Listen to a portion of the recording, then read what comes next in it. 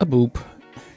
Hey, good morning, good afternoon, whatever time of day it is for you guys. I hope you all have had a good Monday yesterday.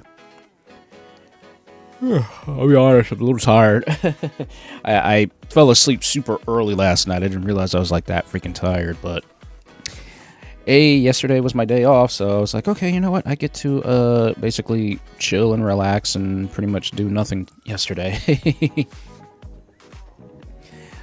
But although today it is currently snowing right now, it is crazy. Well, not bad. Like, it's a dry, powdery snow. Thankfully, it's like I think we might got like 4 inches of snow or whatever. I know the schools are closed around here, but the office building, I sadly still have to go in tonight because the office is still open. So I'm like, oh, you gotta be kidding me. So those chumps decided they were gonna go to work today, and well, since they're there, I have to go in tonight as well. So yeah, that's totally not cool.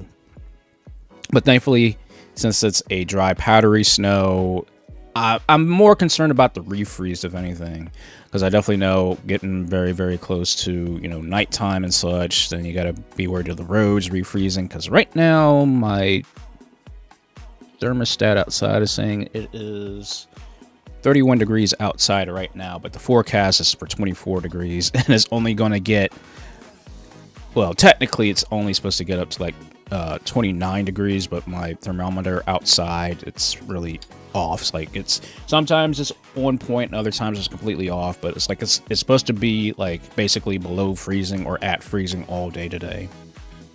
So yeah, I am not looking forward to having to go there, but yeah, gotta earn that money tonight. And yeah, I decided, you know what, at least for Tuesdays, I decided, you know what, we're just gonna go overheat just because, and oh, nice. Again, I have all these freaking games I've got to get through and play, and I haven't had a chance to do anything like that.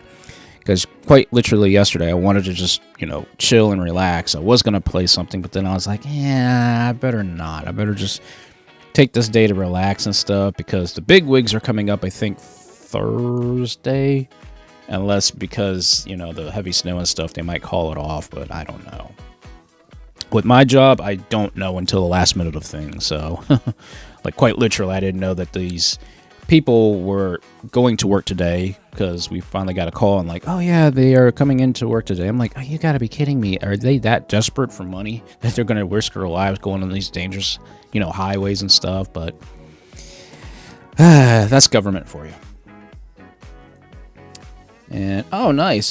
Hey, finding a good deal on something, that's always a good, that's a very good, feeling.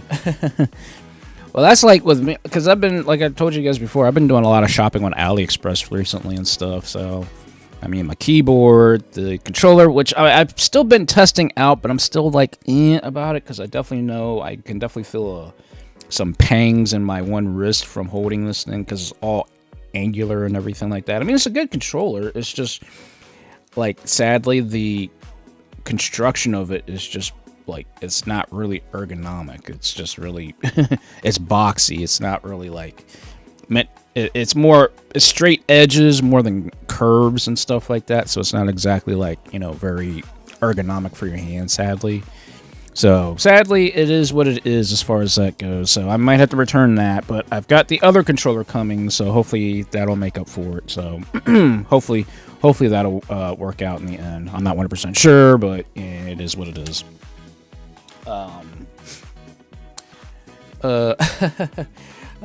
Currently I don't have that ability right now. But I mean, I will be doing my art stream tomorrow night, so you guys are more than welcome to join in the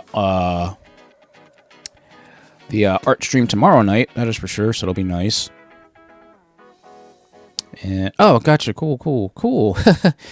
Nice, Rock. Well, that'll be that is a nice surprise. It's like, oh my gosh, presents and stuff like that. I keep thinking, man, I cannot believe Christmas just was here and gone. It's crazy. Now we're in the what? We're now currently in the 3rd week of January now, which is crazy. that is pretty wild to hear. So, oh, no problem there, buddy. Have a good one. All right. Because actually, yes, tomorrow I cannot wait. Tomorrow is a Galaxy Unpacked event. You know, Samsung Galaxy. So I can't wait to see what new phones they are finally unleashing and stuff like that. Because eventually I'm gonna have to upgrade because I'm still rocking my Note 20 Ultra. And I'm like, I'm eventually going to have to upgrade just because, you know, the silicone in this stuff, it's starting to show its age now, sadly. And it's like, I don't want to upgrade, but then I'm like, well, eventually I'm going to have to upgrade just because, you know, there are new, you know, devices that are coming out that I want to take advantage of. And of course with Bluetooth enableability and stuff, and, you know, having better latency when you're using Bluetooth on certain devices and such, it's definitely something I'm looking at. So it was like, again, don't get me wrong, this phone is a very good phone. I mean, it's lasted me this long, and it'll probably last me, if I decide to, it could last me maybe another, you know, 3 or 4 years possibly, or even longer if I decide to get the battery replaced, which is a possibility. But I don't think I want to go through that process of taking some kind of like blow dryer to try to, like, you know, dry out the adhesive and stuff like that, and going through that whole process. I don't, it's like, I'm good at repairing stuff, but when it comes to phones and, you know, other minuscule little things, that's why I'm feeling a little shaky on. It's like, look, I could have even replaced my Switch's battery, but I was still like shaky on the whole, like, do I really want to open this thing up, even though the warranty's expired? But it's just like, you know, it's not like a computer where I know exactly where all the components, wires, and, you know, making sure I know exactly what not to touch. But unlike a cell phone or, you know, any kind of like portable console, even a controller, I still get a little about. So I'd rather send that out for like actual repair if I can, just because. So yeah, I'm looking forward to tomorrow, at least for the Galaxy Unpacked event. Hopefully, which, I mean, still it's a shot in the dark, but hopefully they will add SD card support into the new phone, I hope. But that is going to be a very, very horrible long shot, because I don't feel like having to buy. And that's one thing I really have this love-hate relationship with Samsung devices now, is because, like, I want to get a terabyte of data for this thing, but because they decided, oh, we're going to go the iPhone route and start making our phones have just internal storage only, and then basically have you pay monthly to use the cloud service. I can't stand using cloud services because you can't trust it, you know? Like, say, for instance, if the internet goes out or the service goes out or something like that, you can't access your stuff. You can't, it's not reliable, you know? I'd rather have onboard expandable storage. That way, if something happens to the network, at least I know I still have access to my data, to my files and everything else, and especially my music when I'm, you know, out doing stuff. So I can't stand cloud storage options for the regular stuff. Like, cloud storage, in my honest opinion, is good if you're using it like sparingly. If it's just strictly for backup purposes and stuff, that's okay, because you're not, you know, accessing that information on an ongoing everyday basis. It's just for backup. But when you have to use it as your ongoing everyday, like, you know, data storage, that's when I get shaky on it, because, you know, there could be that time where, like, you want to get or use something or download something and the service is down and stuff, and it's like, I can't, you know, it's not reliable like that, you know. So I'm like, just bring back the SD card storage options and stuff like that. It's like, just, you know, there's possibilities and stuff. And don't ask me about putting one of those, like, OTG dongles on the thing to put an SD card, because that defeats the purpose of that, because then, like, you have to carry this dongle around to access more data and stuff. Not to mention, if something happens, that thing can snap off and possibly snap off the port if you're not careful with it. It's like, there's just, like, no, there's got to be a way to bring back the SD card support on these devices and stuff, you know. I get the fact that a lot of people don't use a lot of data as much as they used to, or they don't transfer data. Like, most people, you know, will transfer, like, video files, photos, for the most part, like on a cell phone. But, like, when you have like actual, like, data files, more or less like music files, anything that, you know, you access on the regular, that's where I feel like you need to have at least the SD cards expansion storage at least, which is stupid because on the non-flagship models they have SD card storage, but on the flagship models they don't have SD card storage. And I'm like, what is the point of that? Why are we going in reverse? Why is the flagship not getting the expandable storage while the non-flagship or the mid-tier models getting those? I don't get it. I don't get that. And then also another thing that's been ticking me off about phones. Sorry, I feel like I'm going on a phone rant now, but like the one thing about cell phones now is they're all the same. Like even Samsung, they're all like lifeless bricks. You guys ever notice that now? It's like Apple, it's the same thing. There's no distinctive differences between a phone now. They just all look the freaking same, and I get tired of that. I've been looking at, like, if I decided to, and if that had the abilities of connecting to the computer, so that way I could do Sam Chat very easily and stuff like that, I'd really consider getting a Red Magic phone, because I like the way it looks, the aesthetics, but because it's not a regular branded like device that they make on the regular, or popular I should say, they're not going to make cases and accessories and stuff like that for that, let alone any kind of like wireless charging. So I would literally get it just for the aesthetic of it being a different looking phone. I mean, granted, you might be able to find like a case to make it look different, but it's still just the fact that we have lifeless phones now. You know, as far as what it looks like, it doesn't.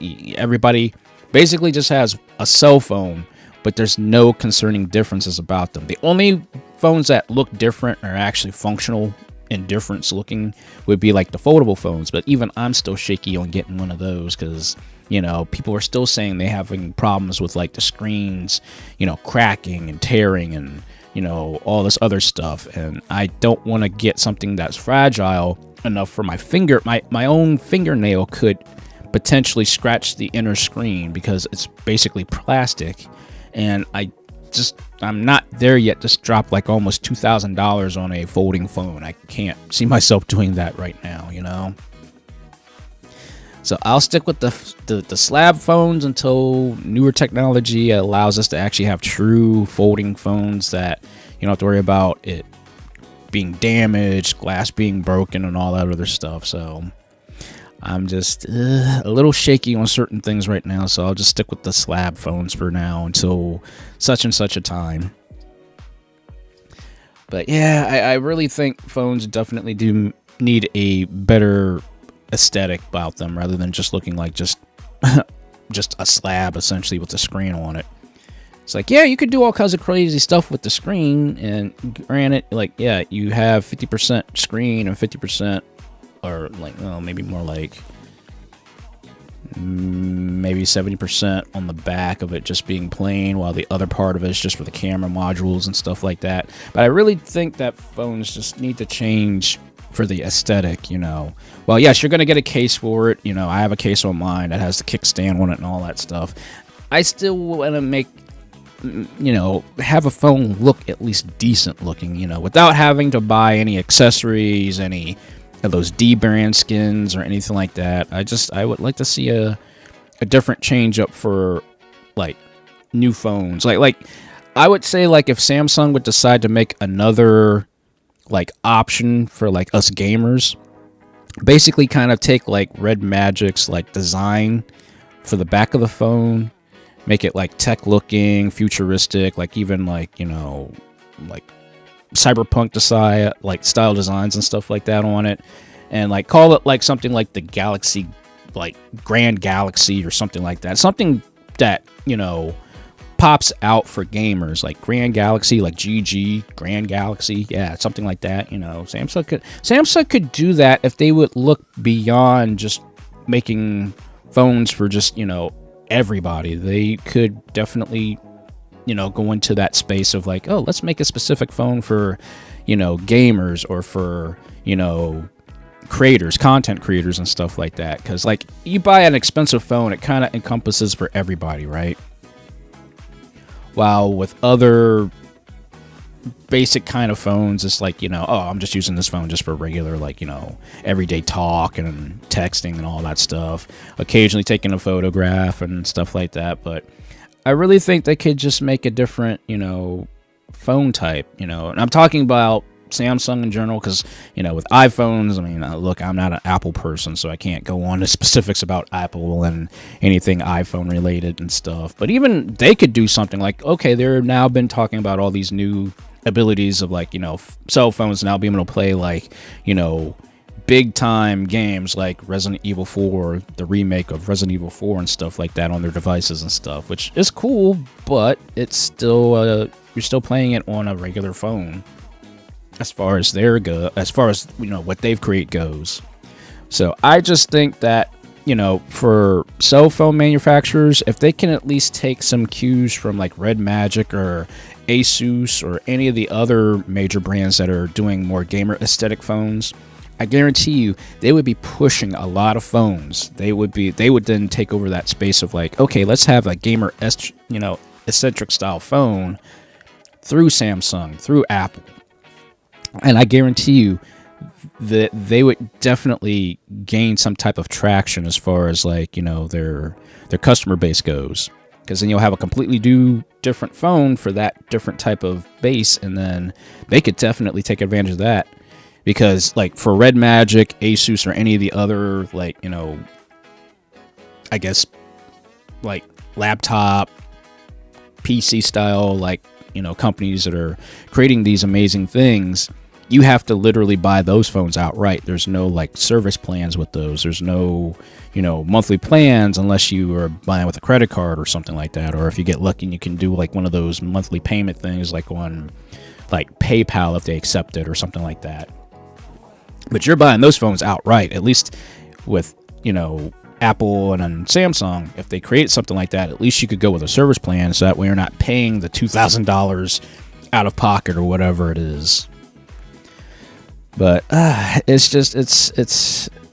just seems like cell phones or anything technology wise it seems like it's just getting more and more ridiculous. Like, even now, after I see, like, I don't know if you guys have seen CES or not, but like when they started announcing like all the new versions of the laptops and stuff like that, well, essentially they haven't done any major updates with anything as far as the CPUs, the GPUs, or anything like that. All they've done is basically take what's already here and basically shove them into a brand new chassis.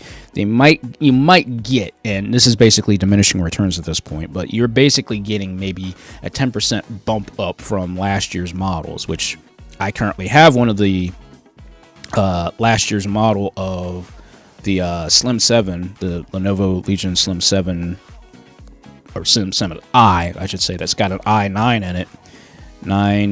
It's i9, it's a 13, I think it's a 13500H, I believe is what I have. It's not the HX that has even a higher processor in it and stuff like that, but it, like, look, if I can live stream and play Tekken 8 on the thing, even though that's thanks to the RTX 4070 mobile chip that's in it, this will handle anything I could throw at it.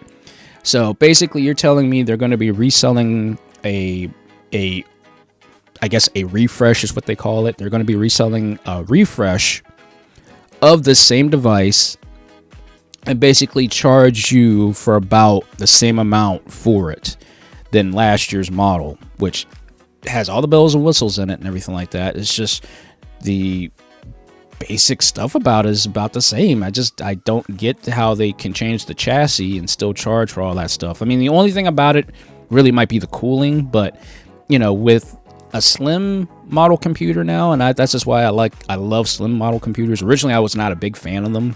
Because first I thought, okay, how's the air intake's going to be? How is the efficiency is going to be as far as getting the cooling and stuff like that? But turns out these types of models, these slim model laptops now, they have really good like heat dissipation abilities. They have multiple vents in them, and the cooling process is so nice. And this is just, technically last year's model that I have. It's not even a whole year old yet. but it's so good. I literally, like, I might have to clean this thing out maybe twice, like maybe within like maybe 2 months time. I might have to clean it twice. I usually try to like do it like with certain, you know, aspects of computers and stuff like that. I try to at least clean it once a month.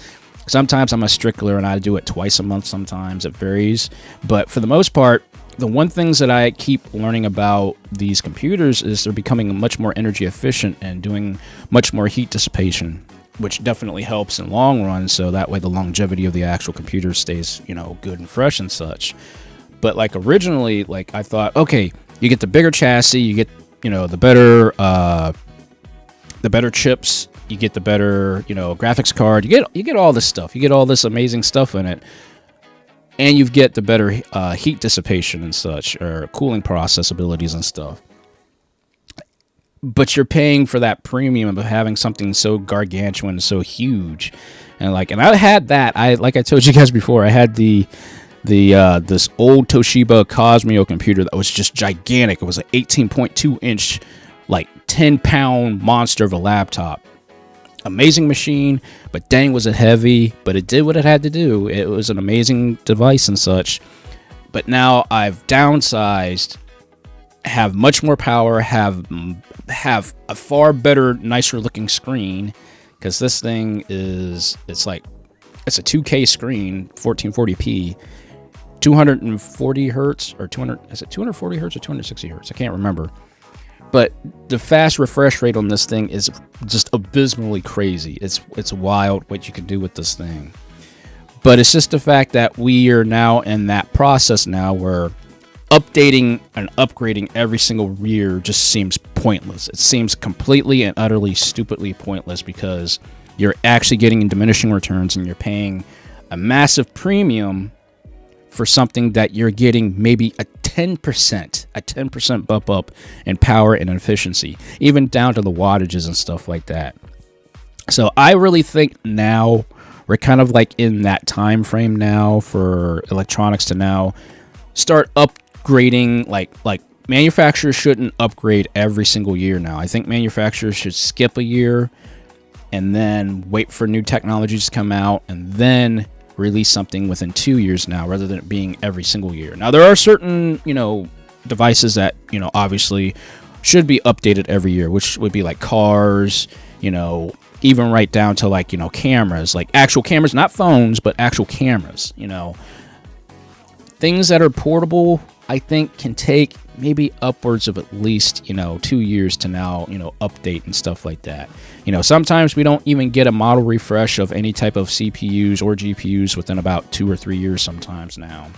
So I think refreshing is kind of pointless just because of just how little that you get. And I've seen other people complain about this. It's becoming a little bit of a problem now, because when people see the new thing, they're like, okay, I'm going to upgrade and get this new thing. But then it turns out to be something completely like, okay, I spent all this money and I'm only getting like this little marginal upgrade in speed and efficiencies and stuff. So it's weird. It's really weird how technology is so good now that, you know, they pump out all this stuff and you get very little in return in terms of like, you know, power and things of that nature. So to me, it just seems like right now we're kind of like in that time frame of like, okay, we need to start backing up of creating brand new portable devices every single year. Just, you know, take a year, you know, look at what new technologies are coming out, what's possible, and then, you know, give us brand new stuff, you know, in 2 years, and then boom, you know, people are going to be interested in us. Like, okay, we had to wait basically a year. Like the best, even to make a point, whenever Samsung decided they were going to start doing the watches, the classic watches, for some strange reason, the classic watches, they got rid of the dial on the 5th generation one. And we had that for over a year.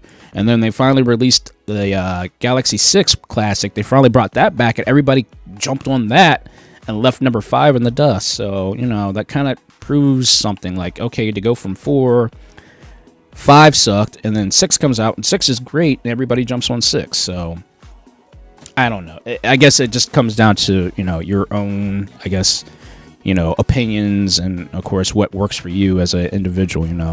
You might be the one that likes to upgrade every single year for something brand new, and even getting just that little bit of bump up could be very helpful, but everybody mileage will vary when it comes to certain devices and such. So, but anyway, sorry going on this rant and stuff, but it's like I get excited for technology, but then when I see the results, when I see the specs, when I see all that stuff, I'm like, we got all hyped up for a 10% bump up.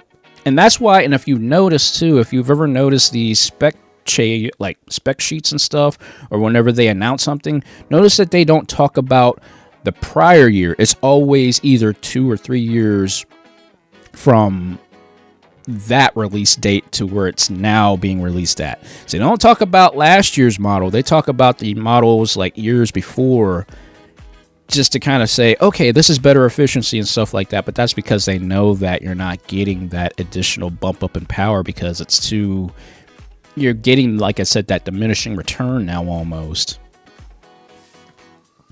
So just think about that next time you look at any of those spec sheets, especially around CES, usually around, I would say, like the first couple of weeks of December, right before CES comes out, they will start dropping like spec sheets and stuff, especially like for the new CPUs, new GPUs and stuff like that.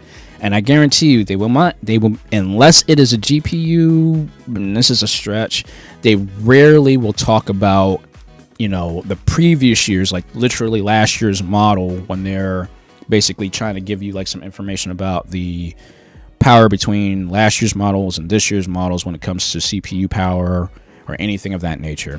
So until the next set of amazing technologies, we're kind of at a stale point right now until they start announcing, because I think the newest one, the Intel 14th gen that's coming out, it's about the dag same as a 13th gen, and it's crazy how we're still kind of like in this thing of like, wait, we want to upgrade, want to get better, but it's weird. It's really weird. And then at the same time, also,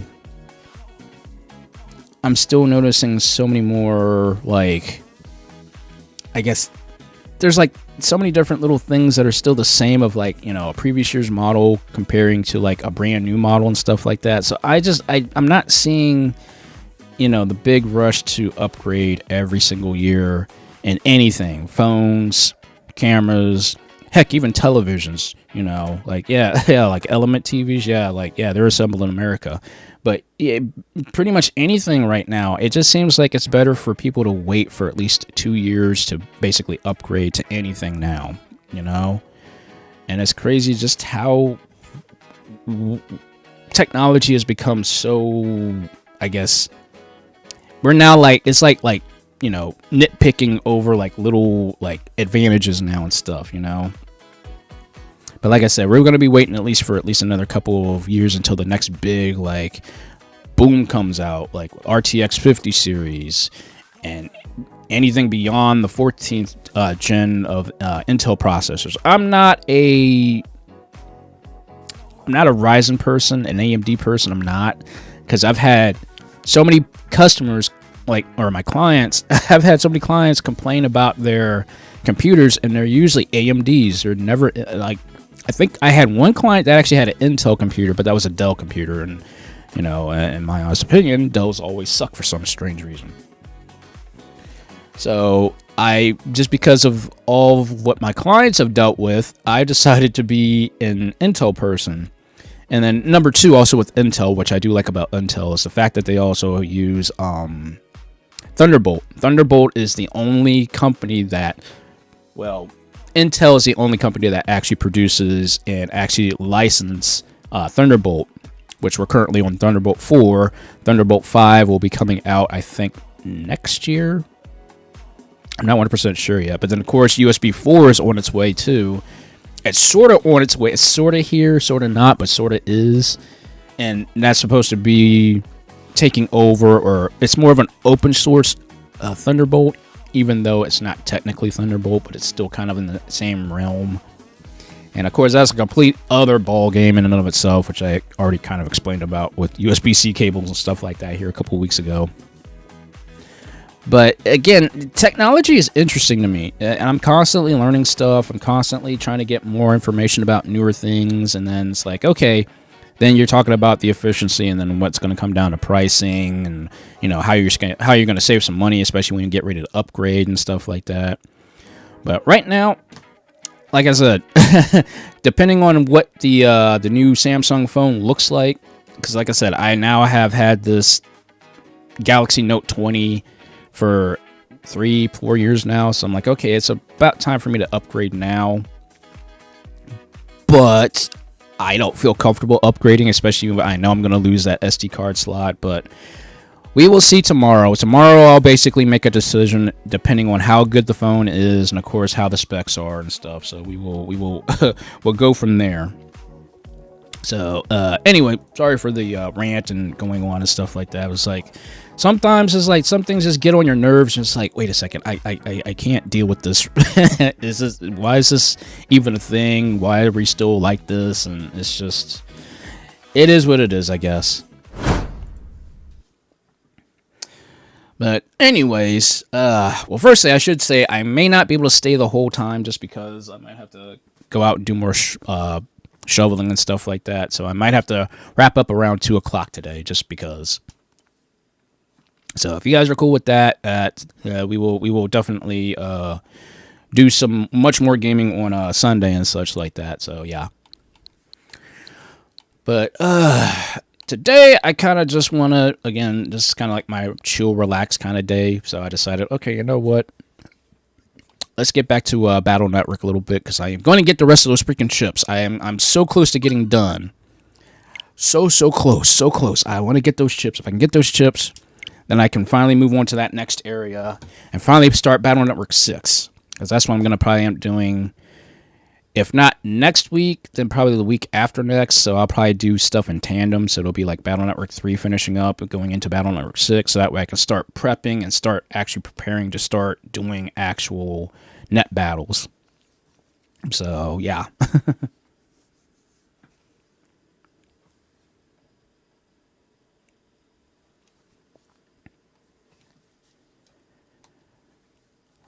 But I definitely can't wait for the other controller to get here. Or the other 2 controllers, I should say. They're supposed to be getting here, I think, at the end of the month. Hey, how you doing? Let's hang out for a bit. Take it away, operator.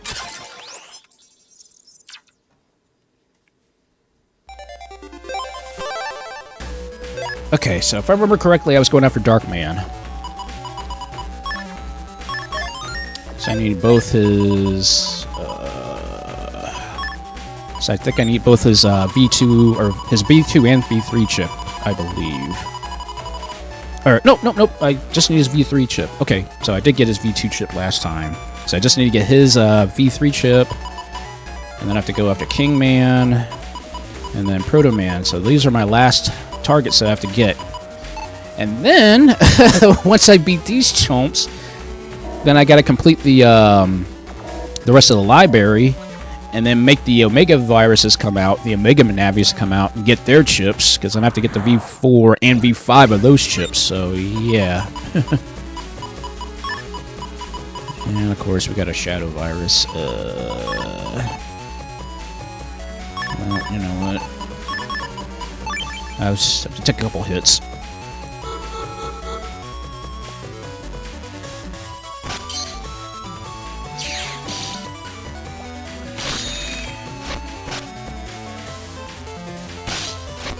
Oh, shoot. Oh, I can't believe he jumped out the way. Dang it. Shoot. Just have to...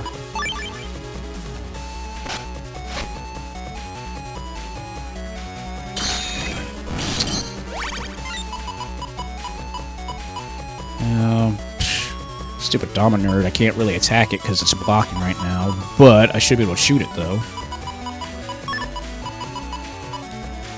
And I'll hold on to meteors.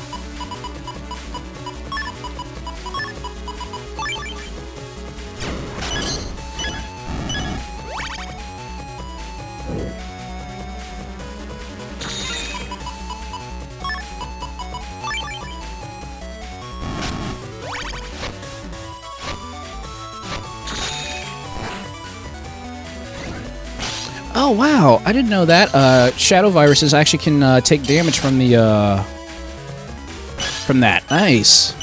Haha, that's very interesting. I did not know you could damage shadow viruses with poison mask.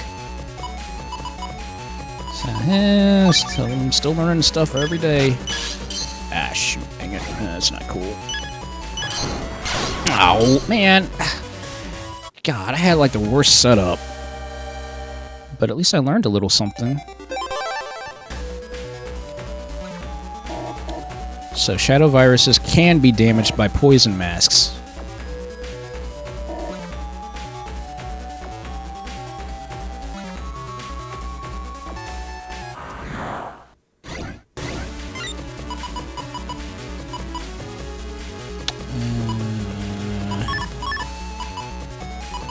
I gotta get rid of that stupid Viner virus, so let me do this.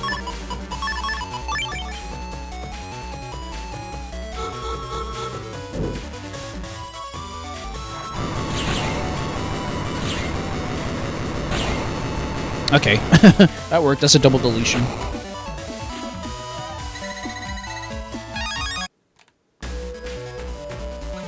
Wait, do I have any... I'm gonna have to go get some more sub chips because I'm out of sub chips practically.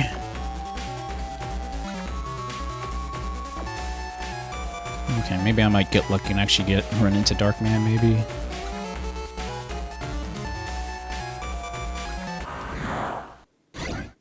Oh, shoot. Might have to switch up my folder just to deal with stupid shadow viruses.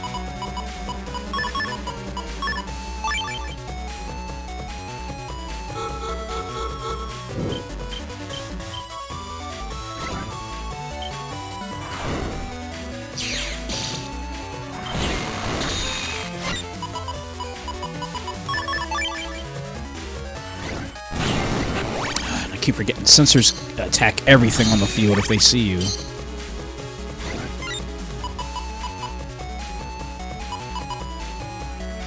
Well, I can...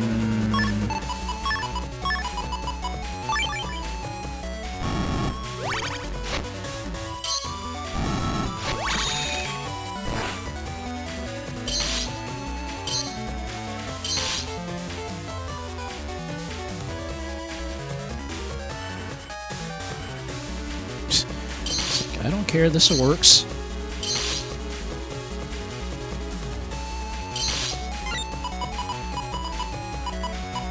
I don't have any recovery chips. Nope, just have to keep holding it.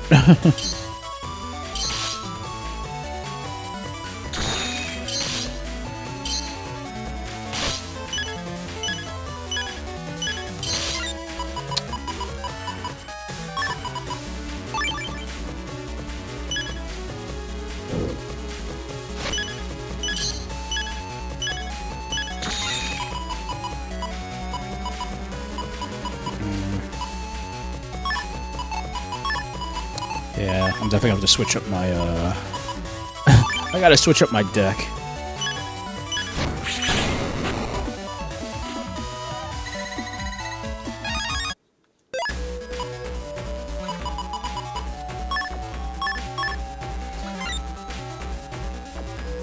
Yep, I'm technically done with the story, but I still have to fight. There's a couple hidden final bosses I actually have to take care of as well. So I actually have to make all the bosses reappear for their stronger forms, and then there's 2 hidden final bosses I got to take on, plus an additional boss. So I'm still like fighting bosses that haven't even appeared yet in the game.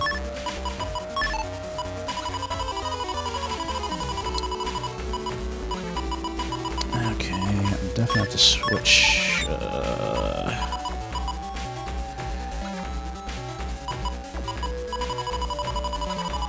I have a very janky deck now, so I'm gonna have to just get rid of that. Let's get rid of the panel grabs because I don't really need those anymore.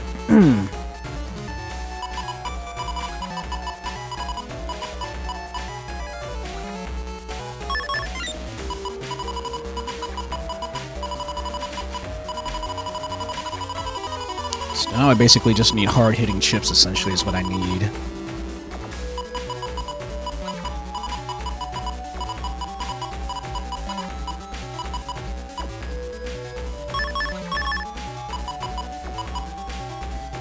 Ooh, curse shield. Wow, I actually got a star chip for that one. That'll help.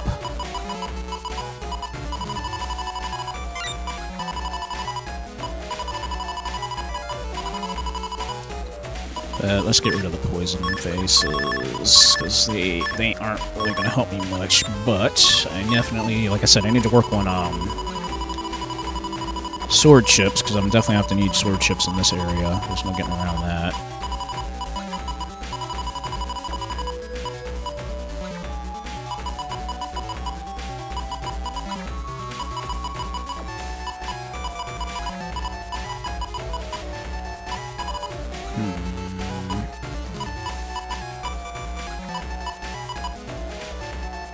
Anti-sword. I wonder if that works against the shadow virus. But you know what? I could throw down Slasher.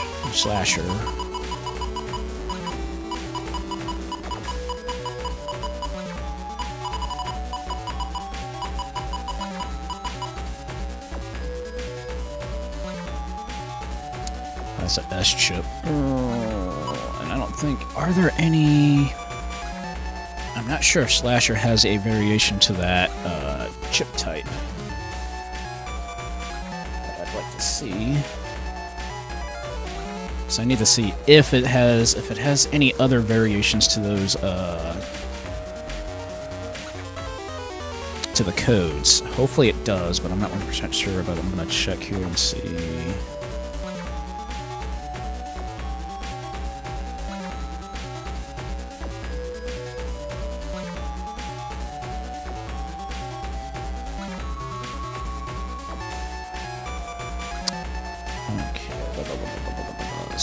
Slasher.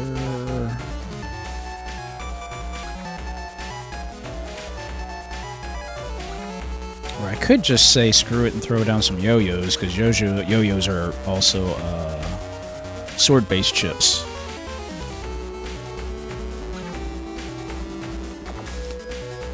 Okay, Slasher.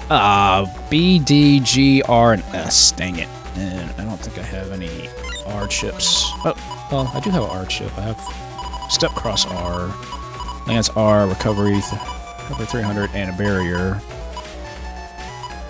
But that's like strictly like for, like, that is like strictly just for recovering. Even though I do have Totem Chips. Totem Chips can also work too, but eh. Oh, hey, Sparks. I once was actually good using yo-yos once. At one point I was. But, yeah, I'm probably gonna have to use my yo-yo chips. Cause I got, holy crap, I got a ton of those. A ton of eyes, so, hey, I could go with the eye deck.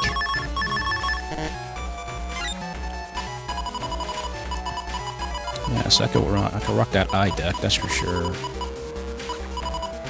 I want fast gaze in my regular chip, just to be on the safe side. The only thing I don't like about yo-yos is just the fact that you can't...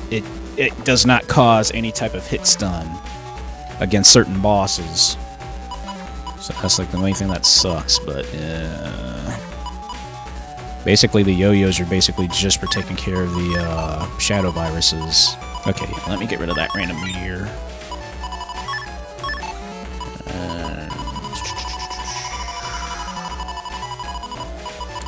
Technically, the random meteor is going to get me out of a lot of situations as well. That's for sure.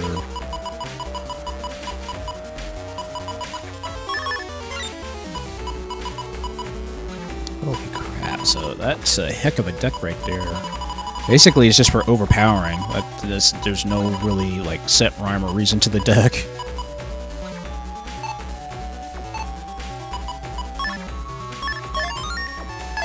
Okay. Oh shoot! 4A yo-yo, okay. I have to look at that a little later. You know what? Let's not take any chances. Let me go ahead and jack out, jack back in, just because. It just sucks. I gotta have Mega Man with a bug to make Dark Man appear. That's the only thing that sucks about this. Okay, 2,000 Zenny, I'll take it. So actually, I do need to farm some Zenny. Dang, yeah, I only have 38,000. I gotta really farm up some Zenny.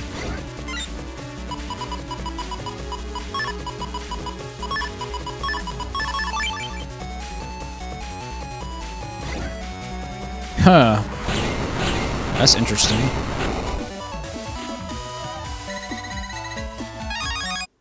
Thank you, Random Meteor, for doing your job. I think Random Meteor is more for, like, viruses than it is actual bosses, because if a boss gets hit by that, it automatically goes into, invincibility frames. So, like, not every single hit's obviously gonna hit him. Dang, I got a folder back already?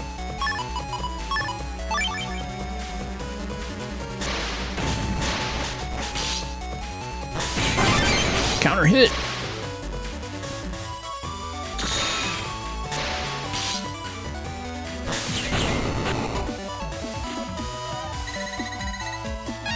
Because I also have to get as many bug frags as I can, because I need to get at least 300 bug frags, so that way I can take on that final boss, that secret final boss.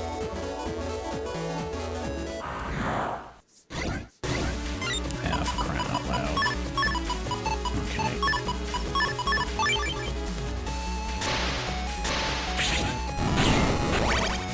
Wait, shoot, I can't get hit by that thing.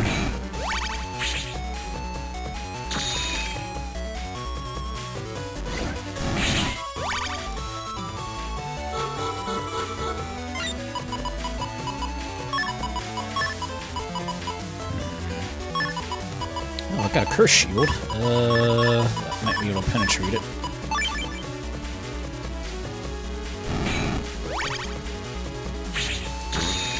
Oh shoot! Have to wait for it to attack.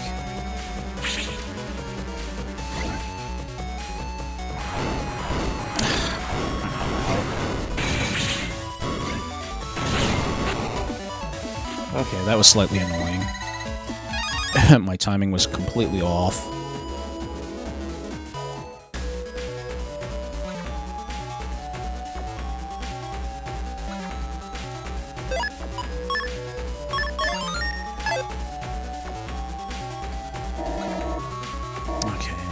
Mystery data.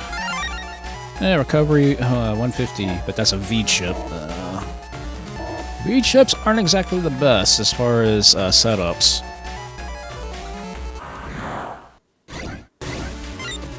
Yeah. Ooh, holy crap! That's a lot of random meteors.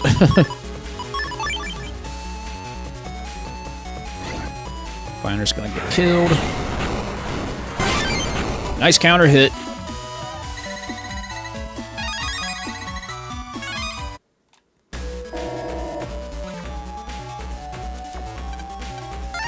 $4,800 Zenny, nice. Ooh, that's a nice pickup. Very nice. I'm surprised I actually did not get any traps this time. Bunny viruses. Okay, well... Nah, we'll do this. I was going to do step cross, but nah, I got better setups with the other chips.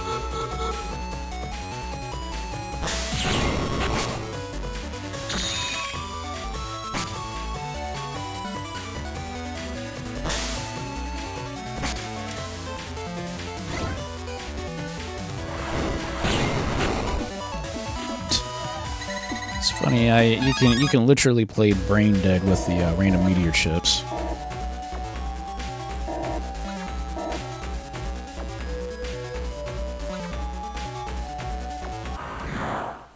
Oh yeah, those viruses suck the worst because since they make everything go invincible, but then once you clear out everything, then they're completely defenseless.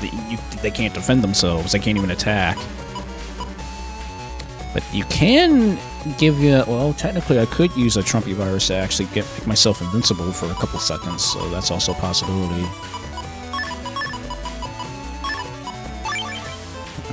plus 30 up on a totem.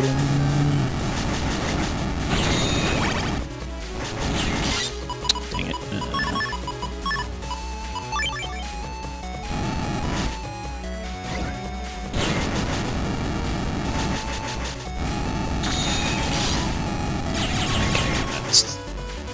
That's starting to annoy me now.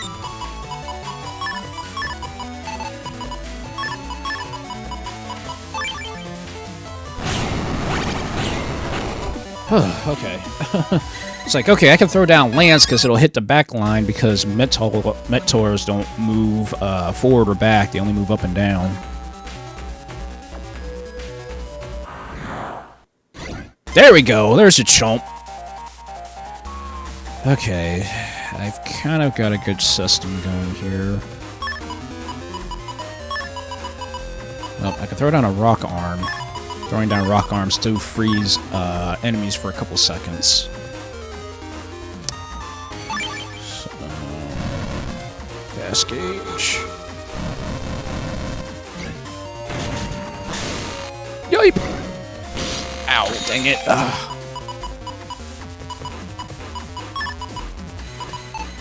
Okay, I can do a step cross.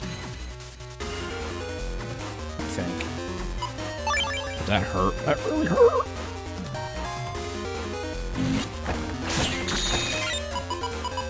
Okay, nice hit.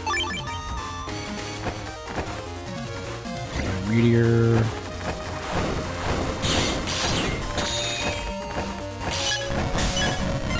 Oh boy. Ooh, thank you, totems. I need those for recovery.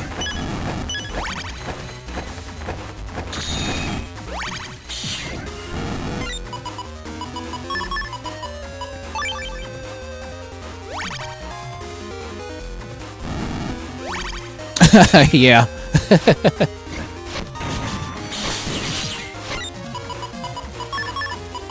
Come on. I only need one of those chips. Ow, ow, ow, ow, ow, ow, ow, ow, ow, ow, ow. Daggone, that hurt.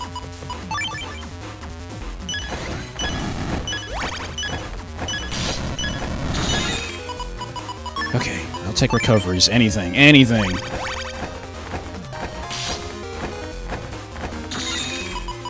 Oh, come on! You gotta be kidding me! Okay, add chips.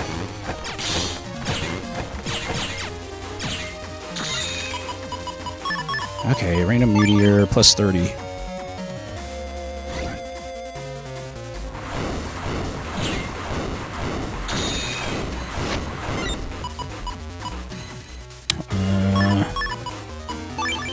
Please don't make me go through the whole freaking deck.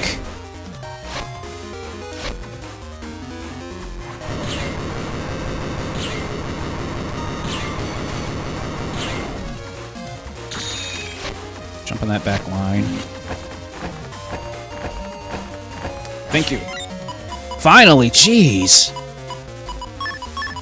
Oh, that was annoying.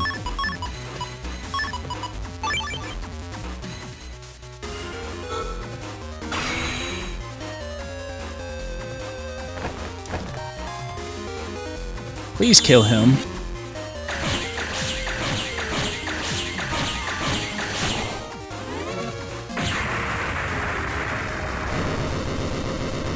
Oh, that was so freaking annoying. Yeah, that was that obviously was not the best setup at all. Because I'm gonna have to figure out. I might have to turn on Buster Max just to speed up the process, because I have to get an S rank on him. There's no way getting around that. So literally, I can go all crazy on him. I don't have to worry about trying to be conservative in this point. Just to give me some kind of an advantage here, so that way I can take care of this knucklehead, get that chip, and then move on to that next thing that I have to do. Oh, shoot. I hate 2B viruses because they're going to make me confused.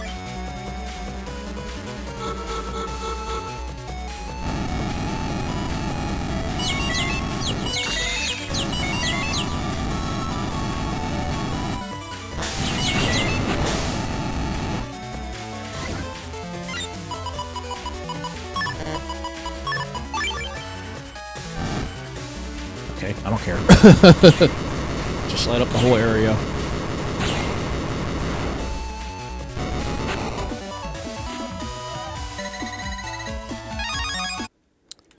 I'm just getting lucky with all these totems. Although I would prefer to have totem 3s, but totem 3s don't exactly have the greatest chip codes for combinations that I'm looking at doing. Oh, Demon Eye. I gotta get rid of that chump. And I know Curse Shield's not gonna work on him, but I can use it on against at least a Tough Bunny.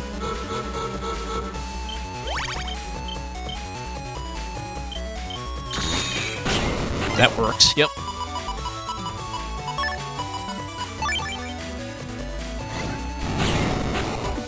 Nice hit. Stand on a grass panel, does double damage, doesn't matter your element.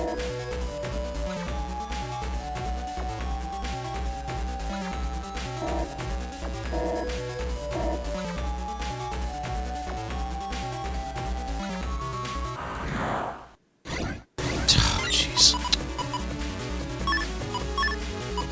Okay, well. I'll just play. I'll play Brain Dead.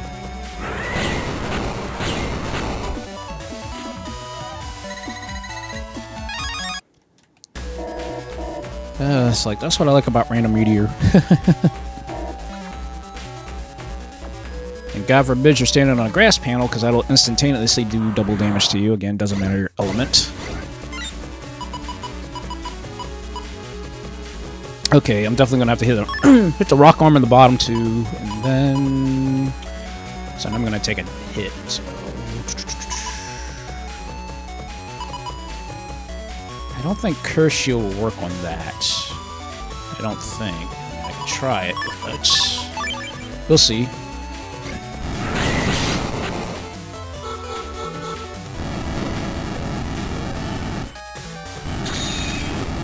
Nope, I figured. Okay, well, we will use Totem to repair or recover.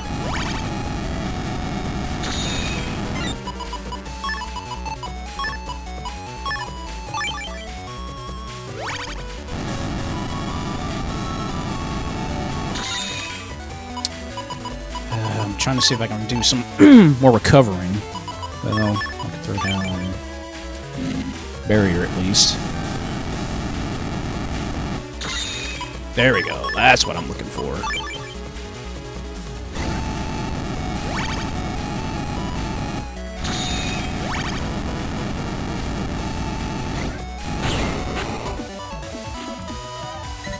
Shoot, even with a barrier on, you still actually do take damage from poison panels too, so there's that. It's like, you see these little things that you pick up on that just it can be such a big advantage in those tight like clutch moments. Dang it! Oh, why do I have to be a Shadow Virus?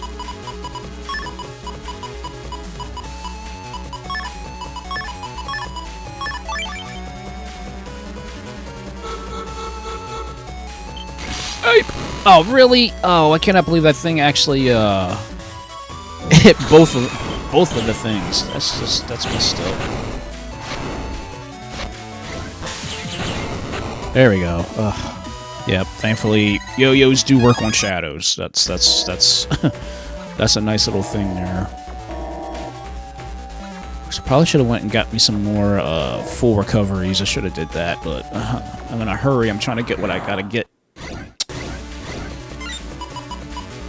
Okay, barrier. Oh shoot. Barrier's not gonna help me too awful much.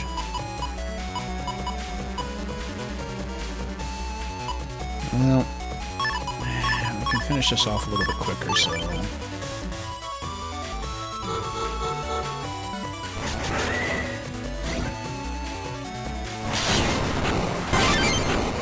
Counter hit. Every little counter hit helps. Every little counter hit helps. If I get if I start, my health goes into the red. I'm definitely have to jack out and go get some full heals.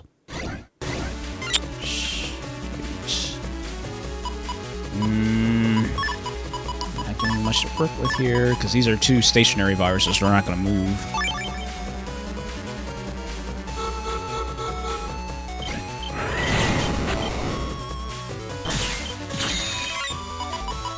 Okay, cool. I'll take it. I'll take it. Give me a folder back, please.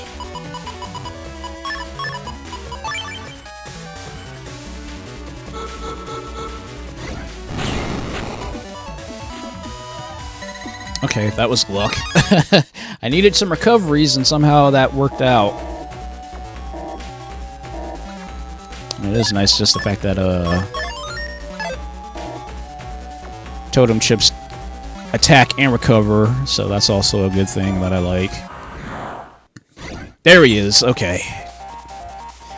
Okay, basically I'm just have to just ram on him. That's basically all I'm gonna have to do.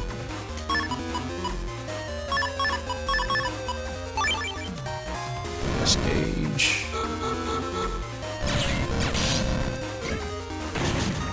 Oh shoot, of course he jumped right in front of me.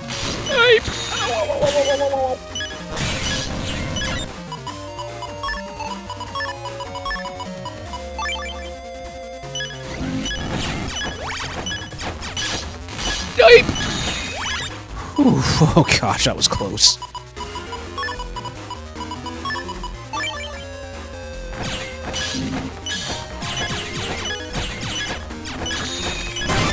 Oof, counter hit. Dang. I still can't believe I missed that. That's the only thing that's just gonna suck about this. It's the fact that I have to get his V3 chip. Okay, definitely have to jack out.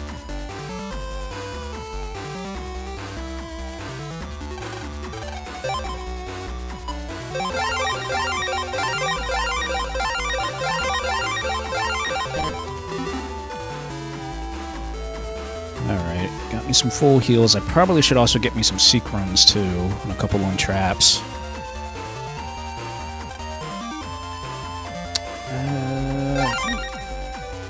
No, I want to go to Yoko. So I gotta go to that other sub-chip dealer.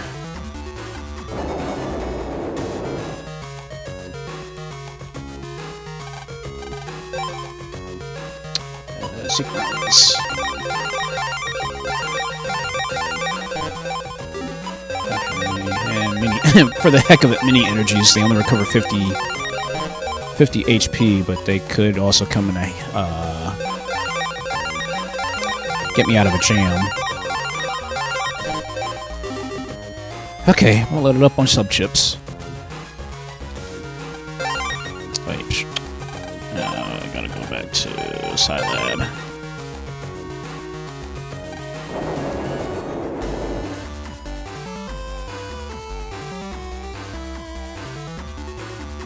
At least the sub-chips should help me in the pinch.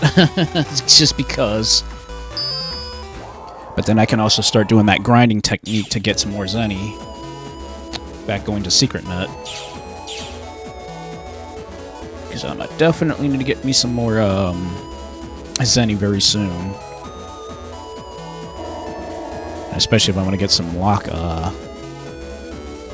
Well, I guess technically I don't really need lock enemy chips, but since they are at least 10, those things are 10,000 Zenny a pop.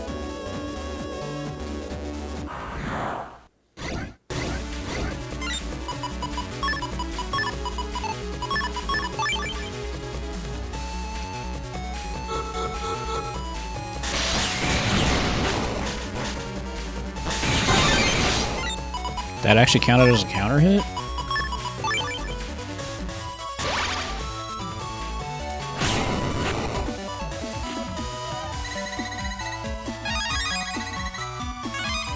Okay. Again, every little counter hit helps.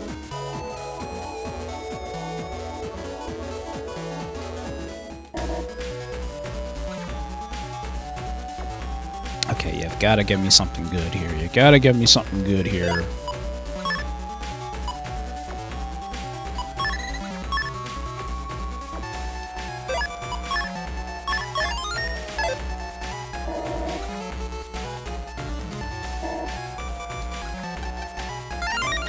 Nice, okay. 2800 Zenny, I'll take it.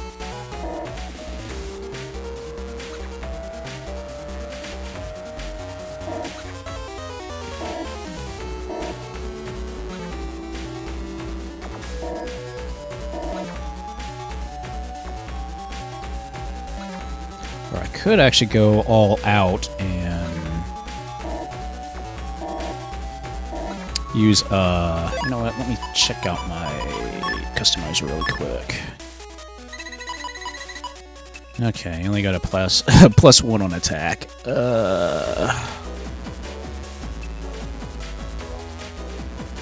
Oh shoot, that's right. Even if I wanted to use Buster Max, it would start using my chips right away, but... Because that doesn't give me much to work with, like, at all.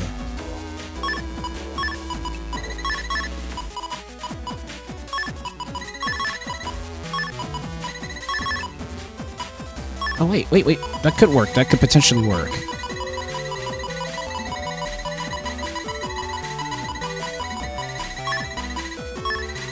Okay, it's... Oh, shoot. That's not gonna work. Dang it. Oh, why did collect have to be pink? Dang it. So that's not gonna work.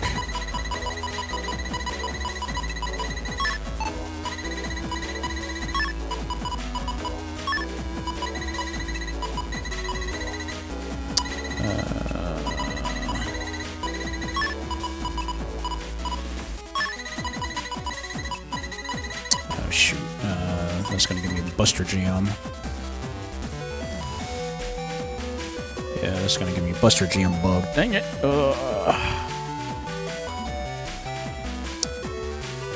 But, I guess plus 3 on attack is better than nothing, I guess. But then let me increase my speed too, just because.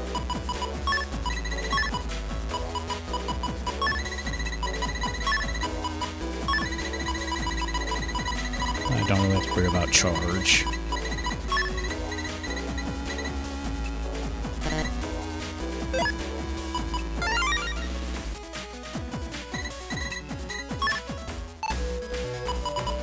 I really didn't want to change up the thing, but pretty much at this point, I just want to get that V3. If I can get that V3, then I'll be fine.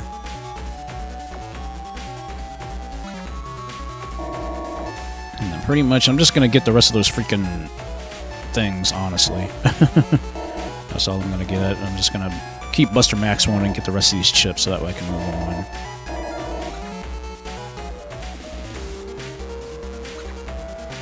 on. It was more clutch than it was anything else. Oh, come on, really? Man, that's just my luck. Sick Run didn't do a thing for me.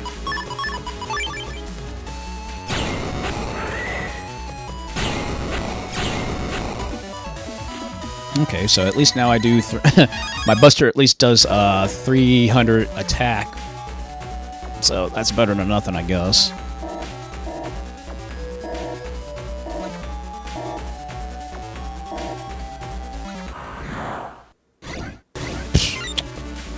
And of course, it had to be a Shadow Virus again. Alright, give me plus 30 on that.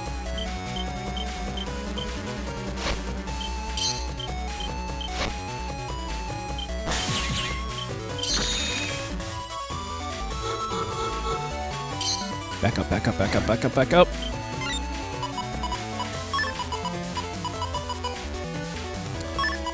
Well, hopefully Step Cross will help.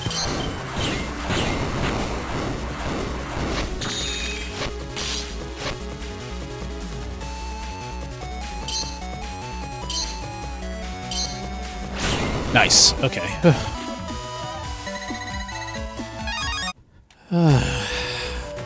I do like Step Cross because it actually hits twice if you're on the, if you're right directly in Mega Man, right in front of Mega Man on the front panel. You actually take double damage from it since it's 2 hits. I got a ton. Dang, I got a ton of eye chips, but.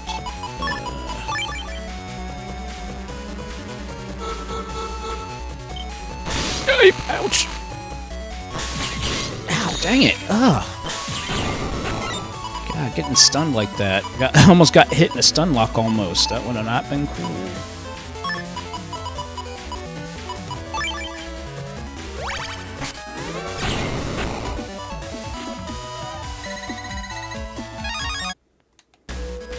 Also, technically, I should not be using my Buster so much because it does decrease, like, it encourages you to use chips for your Buster rank, so that's the only thing that sucks. Fudge.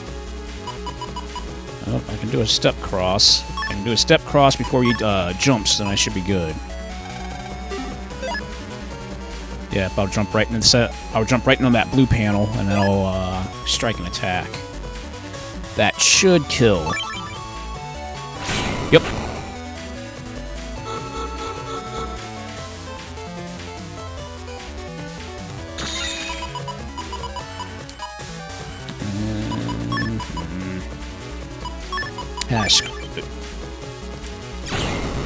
Keep forgetting I have HUD Batch 1, so I have Break Buster, so it penetrates any shielded enemies.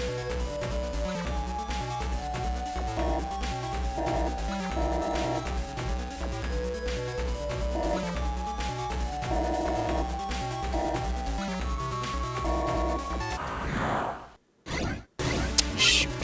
Again. Okay. Repeat.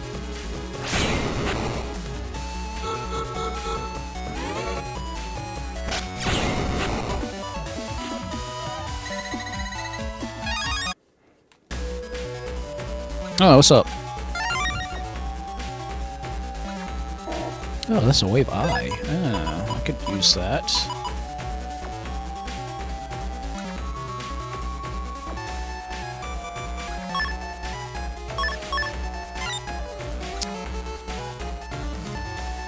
Honestly, I mean, I consider base kind of like, you know, the same as like Akuma, if I am being honest, because there's no other character that really can go toe-to-toe with Mega Man, or at least stands out like him. Although, well, then you can look at Zero or Proto Man, because Zero actually appears in the series, but he only appears in Battle Network Transmission for the GameCube.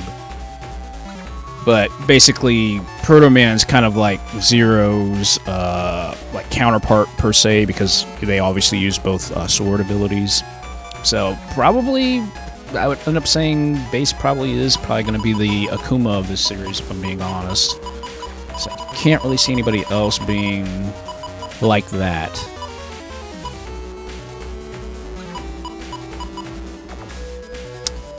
Wave chip wasn't going to really help me much. I thought a wave chip could work, but it won't do much for me.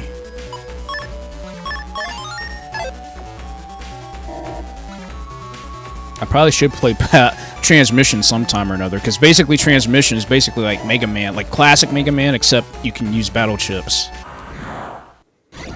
So you actually do platforming and stuff like traditional Mega Man and Transmission.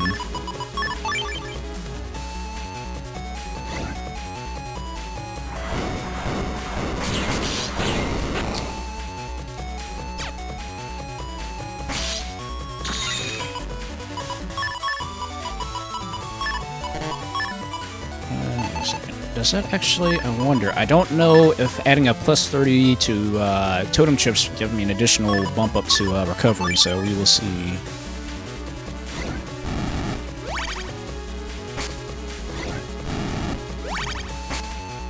No, I should have probably put the 30 on the other one first, but I did that.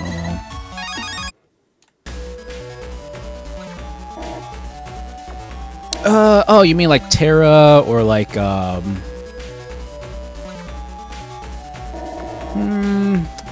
that's a possibility. Like, from from Mega Man 5 on GBA.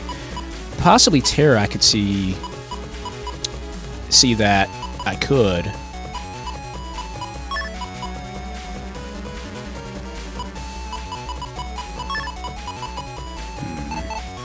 Doesn't give me much to work with here, but okay, you know what? Screw it. We'll throw down meteors, that'll kill. That should give me a triple deletion.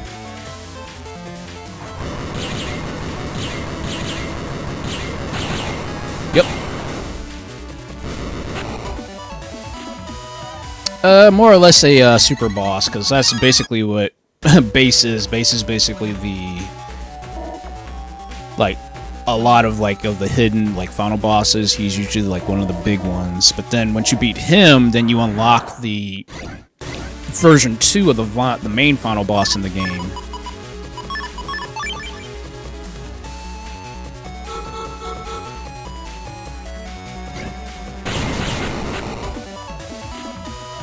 Okay, I was playing brain dead on that one. Like, okay, rock arm's gonna kill him.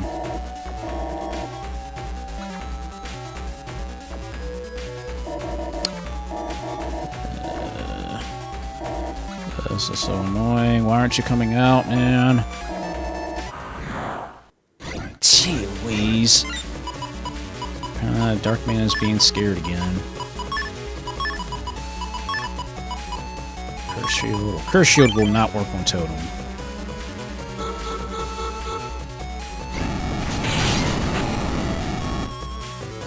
Wait, I shouldn't have did that.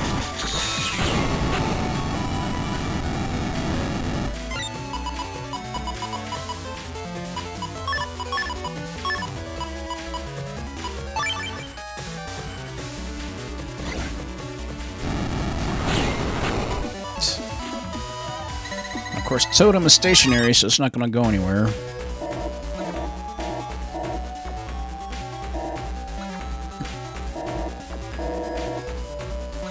Oh, come on, man. I'm going to start using up all my Seek runs.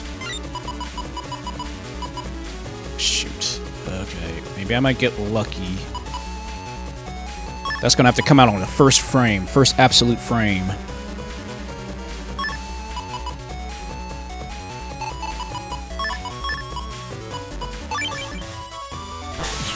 Yes! Whew. Okay, that was lucky. And hey, good afternoon.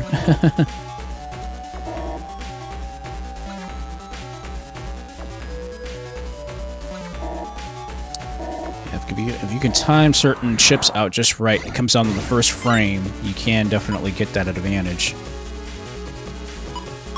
Okay, we'll play we will play Brain Dead again, so we'll just send out meteors. That'll kill the Viner. Yep. Double damage, triple damage, because he was standing also on a grass panel. Woo, that was close. I forgot that was a Demon Eye. I could have gotten zapped and not even... That would not have been funny. Okay, we'll continue we'll play Brain Dead again.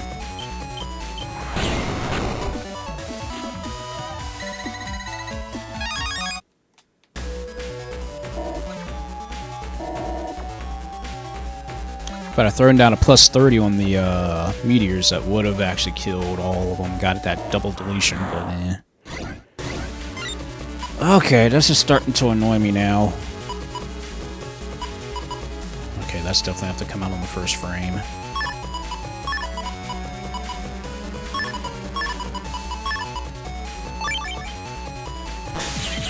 Got it.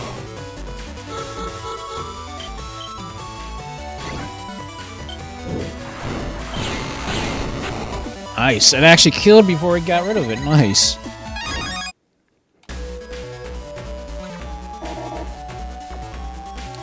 Yeah, it's like you have to be basically frame perfect on the very as soon as the battle starts. Go right into using your chips. There's a chomp. Okay. I can throw down. Basically, I should be able. If I could just shoot him like just a couple of times. I don't want to use anything that's going to give him invincibility frames, so I'm going to have to throw down fast gauge and just start wailing on him.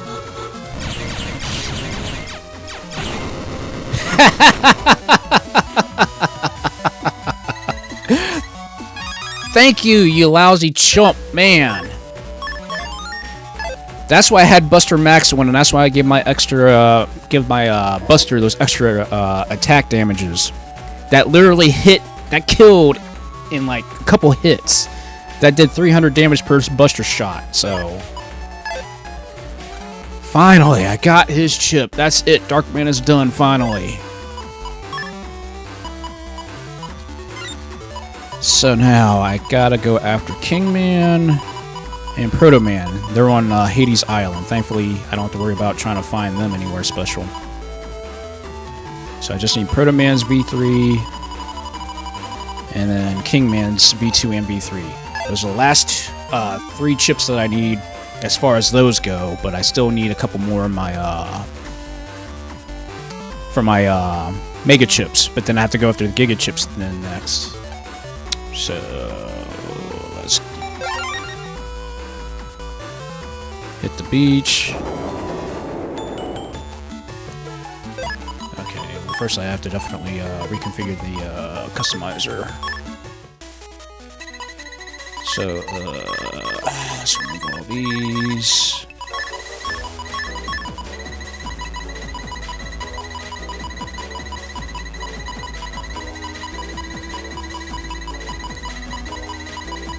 Add bug stop back one because I definitely bug stop. I am not getting around that.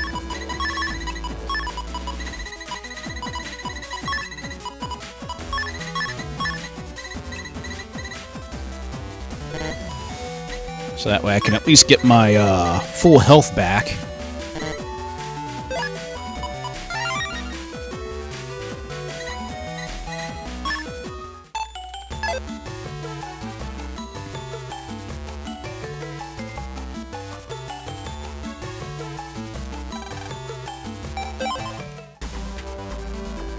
Wait, do I have... I think at this point in time, I don't think I need to do anything else specific. Okay, well, let's go after Kingman first.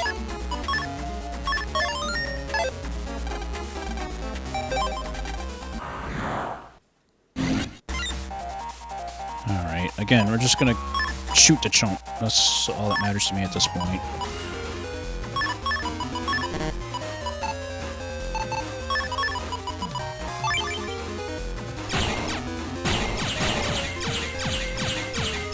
Oh, where do you think you're jumping to?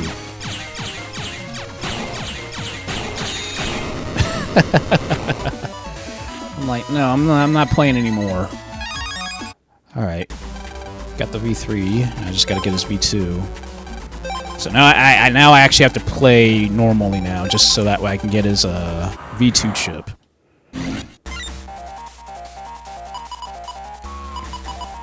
I mean, I can still do some damage with the Buster, but still...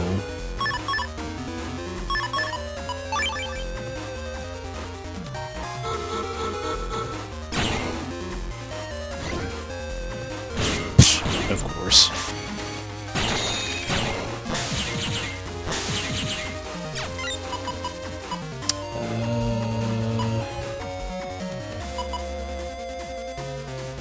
You know what? Let's give up... Well, technically I don't have to give up anything for now. Oops, of course.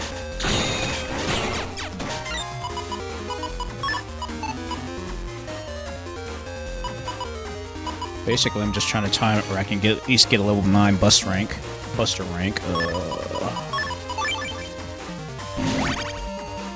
Of course, he goes right into Plan B.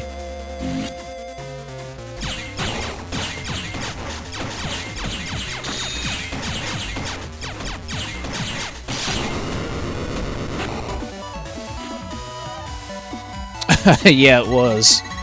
Dang, I still went too fast. I totally went too fast.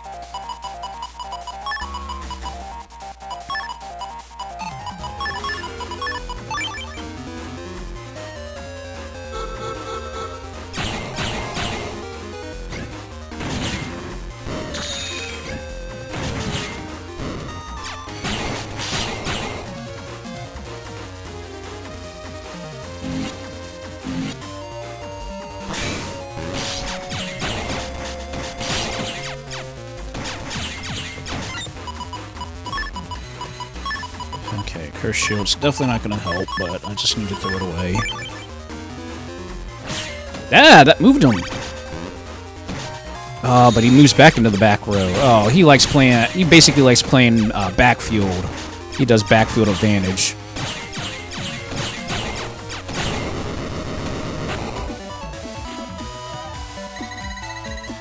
Got it! Got it! Got it! Got it! Got it! Got it! Got it! Thank you. Okay. We just gotta get, Proto-Mans now. We just need Proto-Mans V3.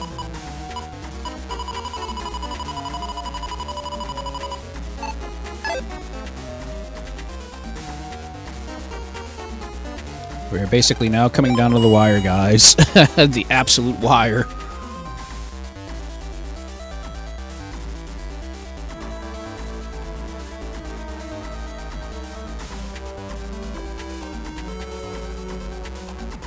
But I know Proto-Man's not gonna play... He's not gonna play nice. He's definitely not gonna play nice with me. Oh wait, that's right, I gotta go to Hades Isle.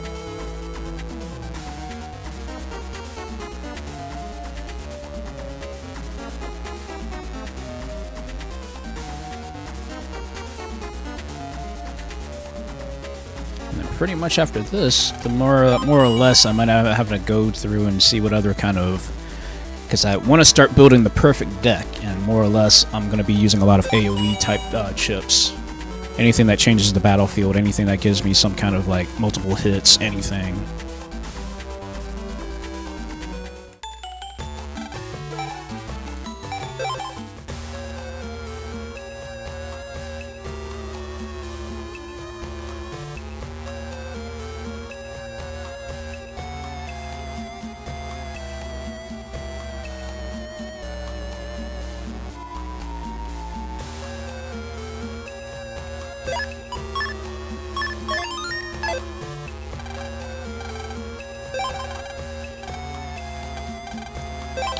Why do I keep doing that?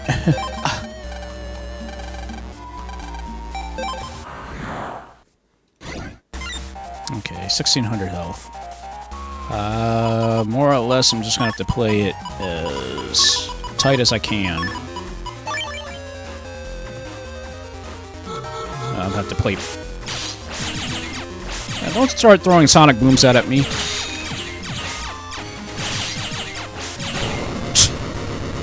Now you see how much damage he did to me just doing that.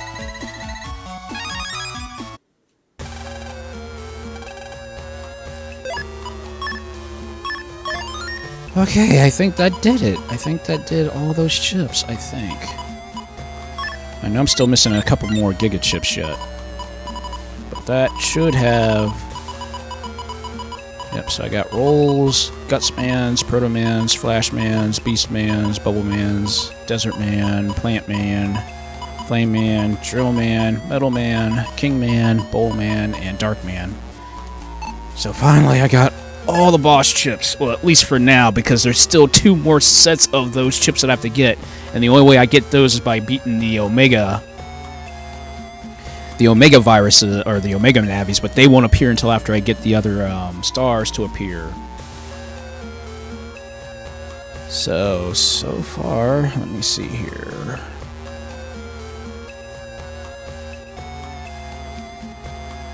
Because I only have 2 of the 7 stars.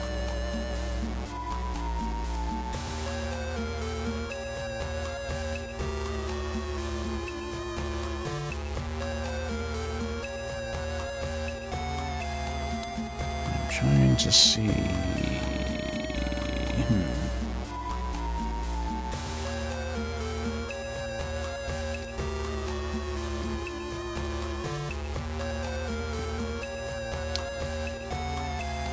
Okay, so... Yep, my next target is to go after base GS. So that'll be my next target. The next thing, as soon as we do that, then we unlock the time trials, which I have to kill all the bosses at a specific time. And then I already got the standard chips. Then I have to get the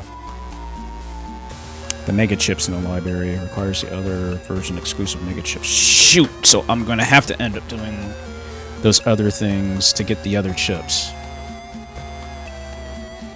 So that means I'm gonna having to trade somebody to get those other chips from the other versions. So let me see here. Chip trade.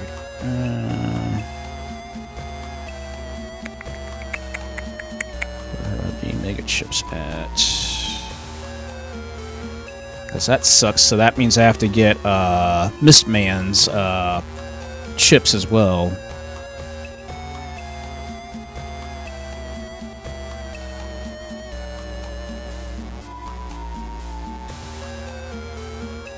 So I have to get Mistman's, sadly.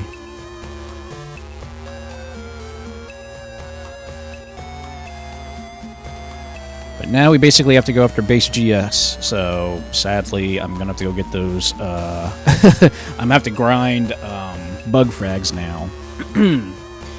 But if I remember correctly,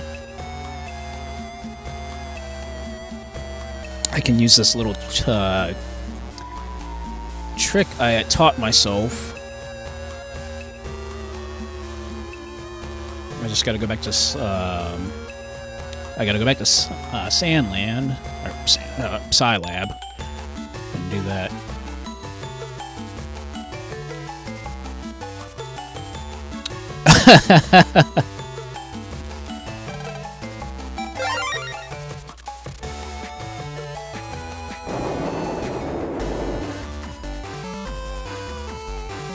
So basically, I just have to do some bug frag grinding now.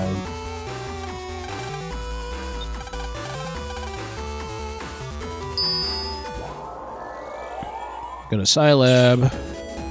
All I gotta do is...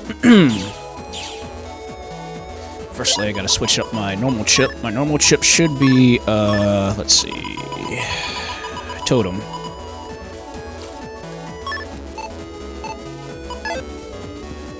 Throw that down. If I can get those 3 fishy viruses to appear at once...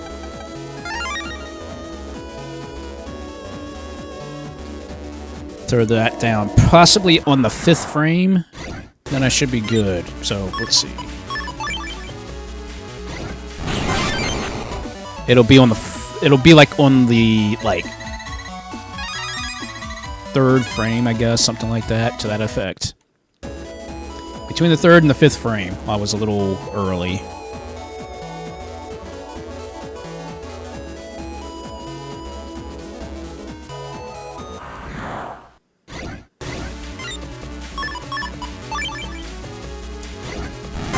There we go. That's the frame I wanted on.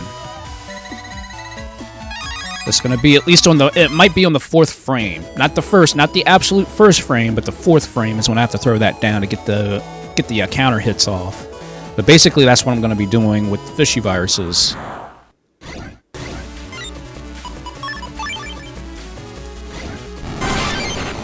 Yep, there we go. That's perfect. That's the perfect frame I wanted on. How do I get those 3 fishy viruses to come on? Because if I get 3 counter hits, that's worth 8 bug frags.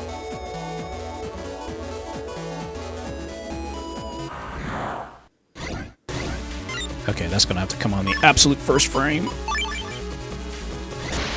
Nope. Well, it blocked, but... yeah, if a fishy virus is right directly in front of me, unless I do something to hit it... Well, maybe I could just shoot it, but still... But to getting that perfect lineup of 3 fishies, throwing that down on the 4th frame, that should give me the counter hits that I'm looking for.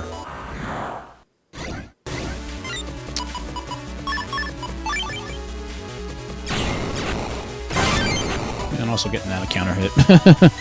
I'm surprised the rock arm, you can actually shoot that thing while it's actually still in mid-air and still get a counter hit, no matter if you hit it with an actual buster shot or any other chip.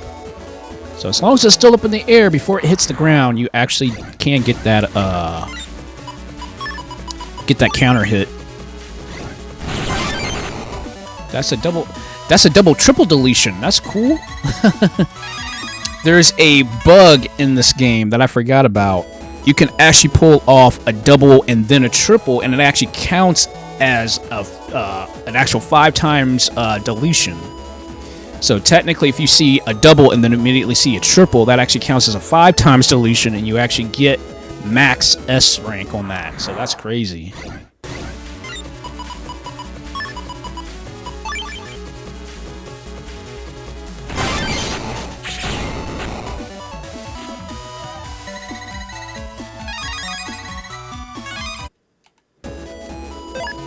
152. I still gotta get a... I need to get at least 300 bug frags. Ugh.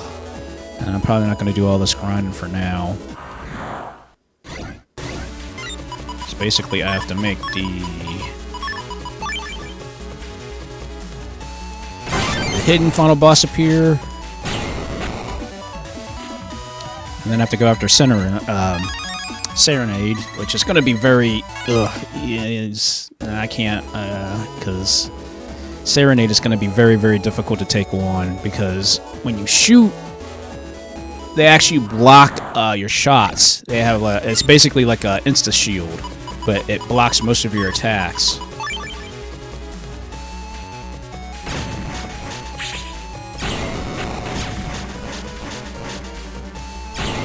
Ow!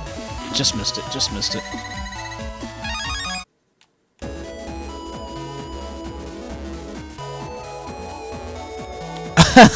It kind of looks like that, yeah. Come on, I just want the good...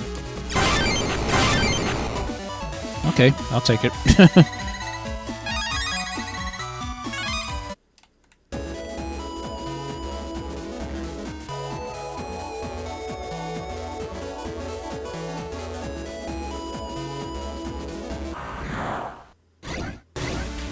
Oh boy, 2 boomers. Dang it! Went too fast. That was definitely, at least, that was probably on the 2nd frame I did that. I didn't mean to do it that fast.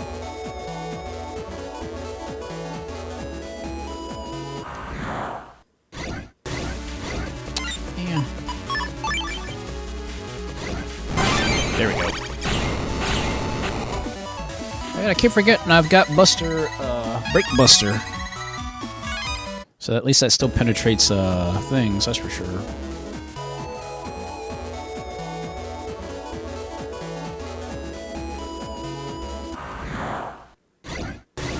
And...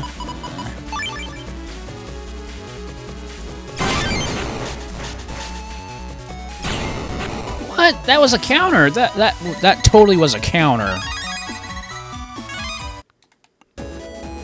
But of course, like sortie chips or sortie viruses, I guess, have like a very strict counter timing window.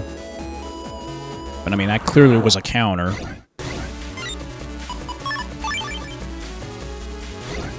Oops, too late, too late. That was like on the 18th frame.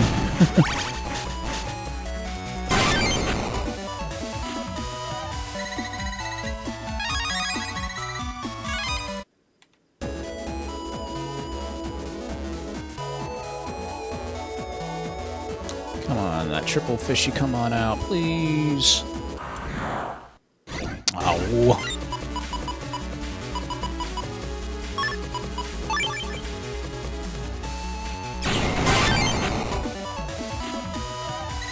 Well, that worked.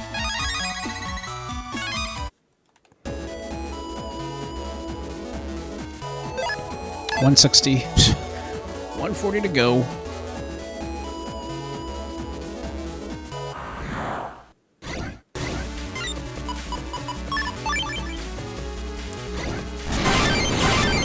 Ooh, that was luck. That was like on the last possible... that was at least on the 8th frame when I threw that thing out. At least the 8th frame, I think.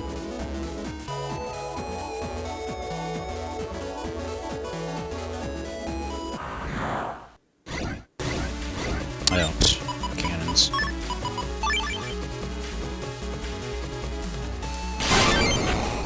Like, you quite literally have to get hit by the dumb thing in order to get the counter hit off.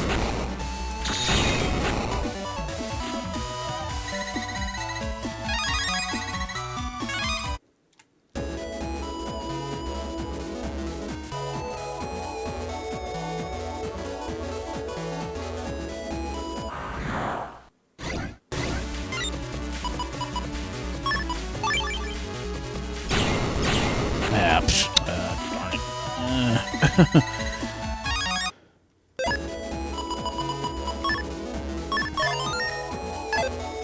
Alright, just have to check out one little thing before I do anything else, because I'm thinking I Probably switch up games here, because I don't want to continue to keep doing this. I'll probably just grind for the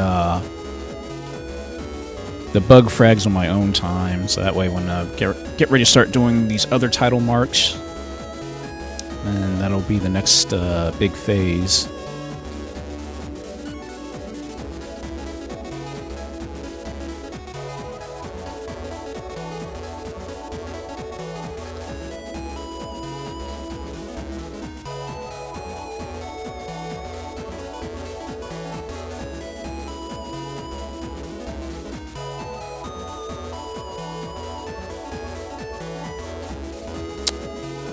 Jeez, yeah, base GS. Oh, man. 2,000 HP. And has an HP aura of 200. Ugh. That means I have to throw some north winds, or at least have my buster at least at 300. And then base Omega. Oh my god, base Omega 3,000 HP. That's gonna be a monster. Oh man, that's really gonna suck.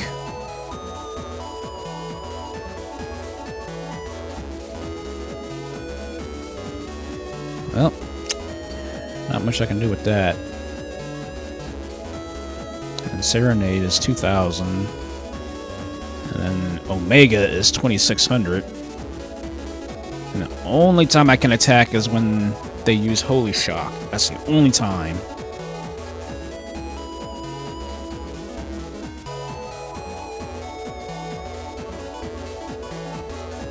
Oh wait, shoot, you know what, I actually am missing a set. My bad, I totally forgot. I'm missing a set. I'm actually missing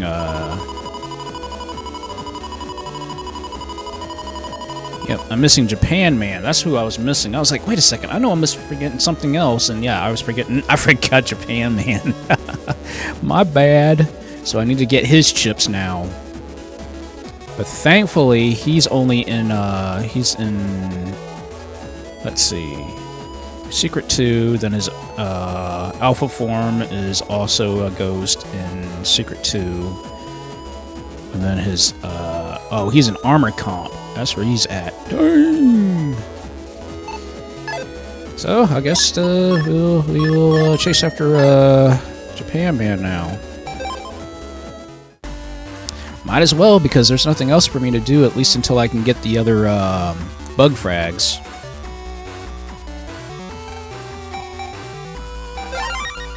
So we gotta creep and crawl through Secret Net, which I'm not looking forward to, but it's gotta get done.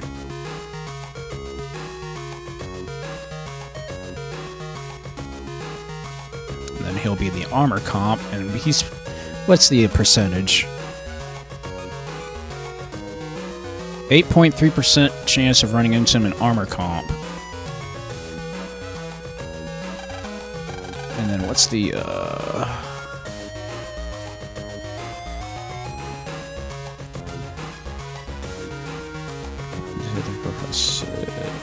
8, 9, 10, 11, 12. 12 encounters. 1 out of a possible 12 encounters. Oh, that's great. Gotta love it when the game decides to give you such horrible odds. Yep, but if I'm not mistaken, he was actually in the original Mega Man 6 game, I believe. I think it was 6 that he appeared in.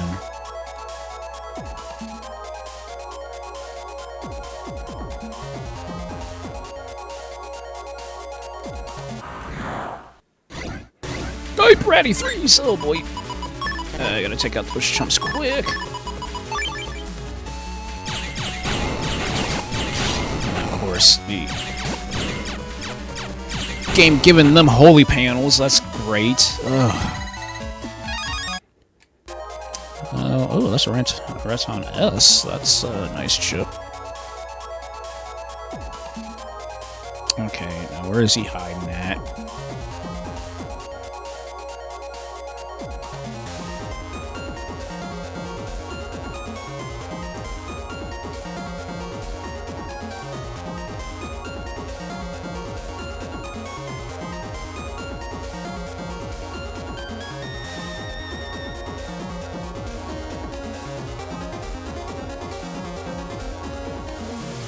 'Cause it's definitely one of those dead ends, that's for sure.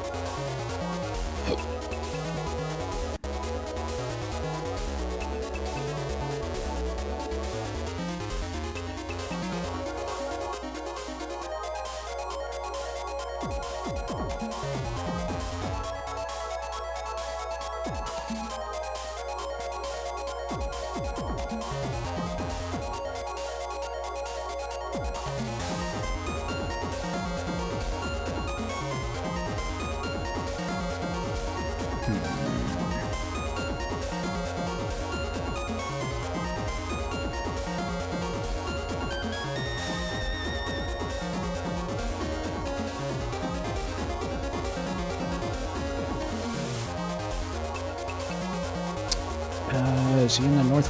He's in the... No, he's not there.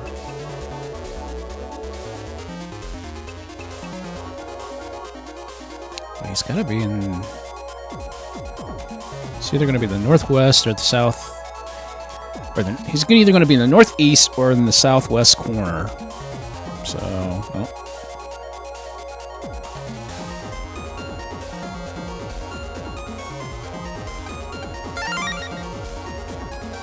That's another curse shield. That can be helpful. Oh, shoot. Okay, that's gonna have to come out in the first frame.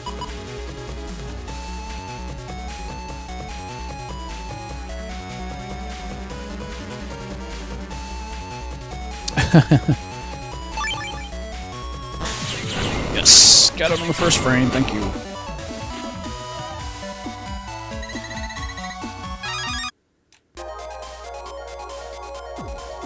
Oh, shoot.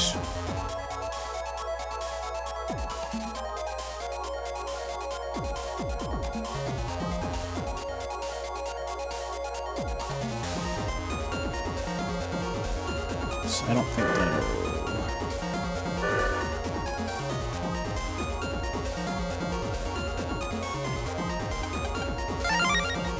Well, they're giving me a lot of curse shields, that's for sure.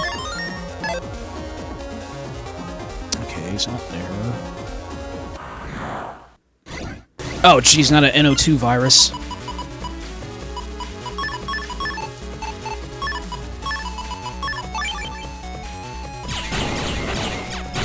God, I can't stand those things.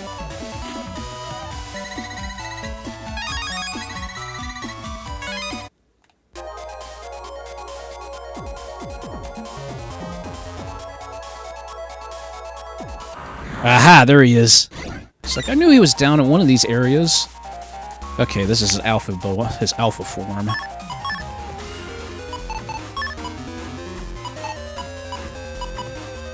Okay, can I hit him on the first frame? I might get lucky and get him on the first frame. Can I do that? Can I do that? Can I do that? Dang it!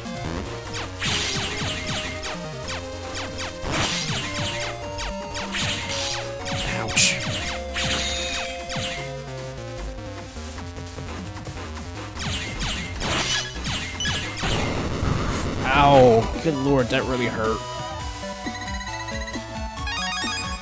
Okay. Okay, got his version 1 chip.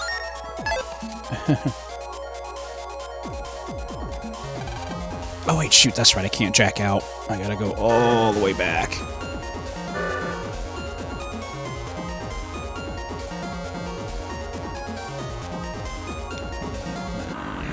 Shoot. So now he should appear in the armor comp.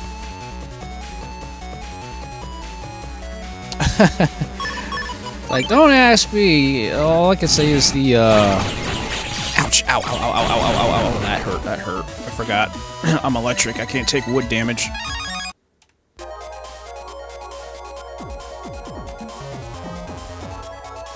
All I know is when they made Mega Man for the States, I don't think they really gave that in consideration of different like countries as far as bosses are concerned.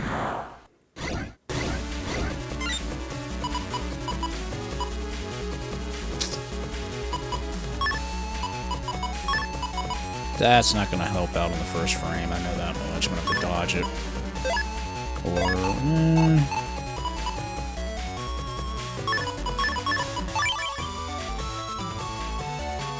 That's... Yeah, that came out... Okay. That actually worked on the first frame. I'm surprised.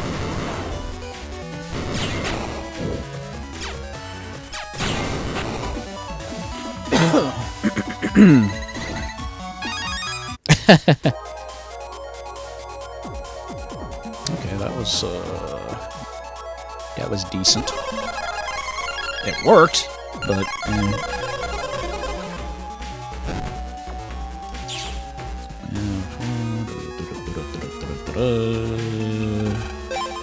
okay, armor comp.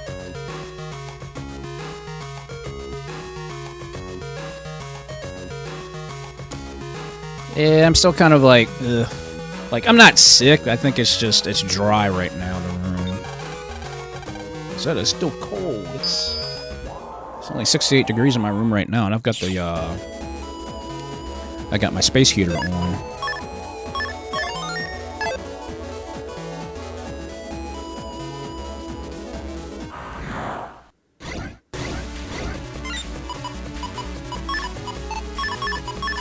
Okay, thankfully I don't have to worry about any kind of crazy prerequisites in order to take on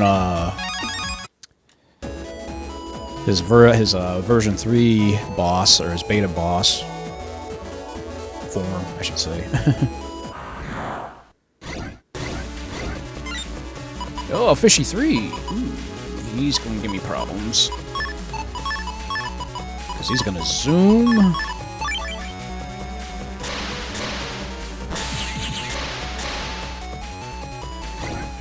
Hardhead viruses I don't care much about.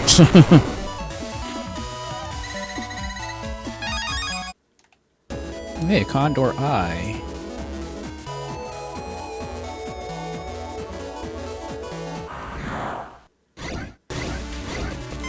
I'll tell you, eye chips are definitely good setups. Oh, this is gonna be a brain dead play.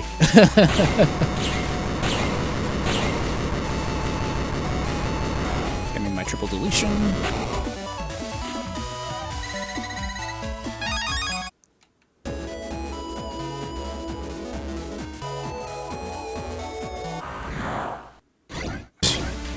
God, I didn't waste any time on that.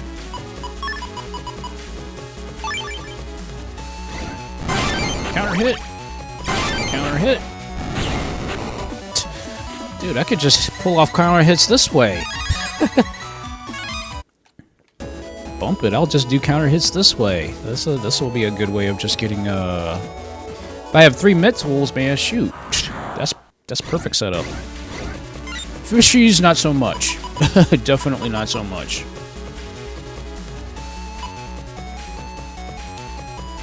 I could set up a... do a meteor. It's not gonna kill, but it's gonna definitely do some damage, especially when there's, grass panels. Curse shield.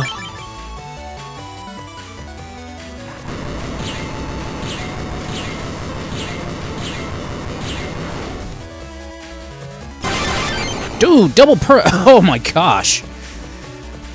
I was super fast on the draw there. Ah, and I missed the timing on that. That would have been perfect. I could have had a triple counter hit. But man, that was like the timing on that, the frame window on those viruses is like incredibly small. Okay, we'll just Ah, shoot! Missed the timing. Missed the timing. Could have had it. Could have had a good time on that one, but missed it. 174.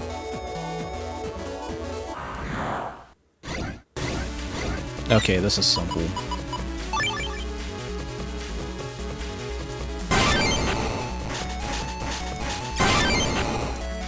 There we go.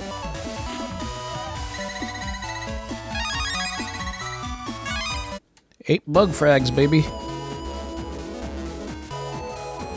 That's what you want to get. You want to get at least three 3 viruses. If you get 3 viruses, 3 metars, or any metars really, so that's a open and shut case.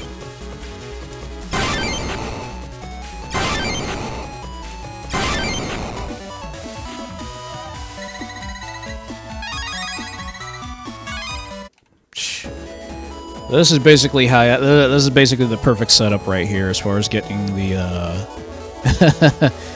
the necessary bug frags. It's like, shoot, even if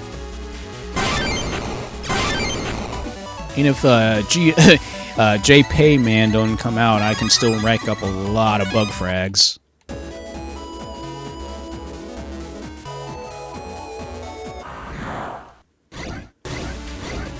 Just keep giving them to me. Keep giving them to me.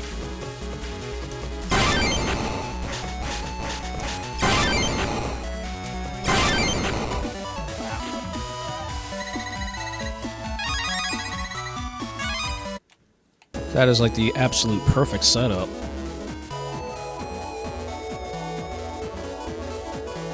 Now, obviously, if I was playing on the Game Boy Advance, this would not be possible. Not without a cheating device.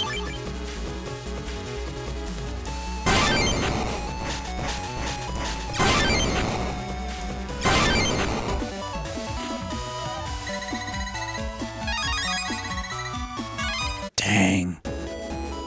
I can and then also I have to feed my viruses too for the virus breeder, so I have to do that too. There he is. Wow, okay. Let's just start shooting.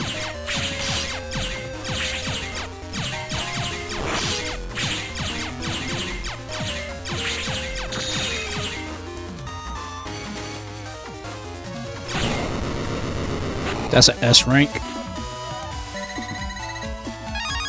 Alright, now I just gotta get his V2 chip and then that's it. You're good.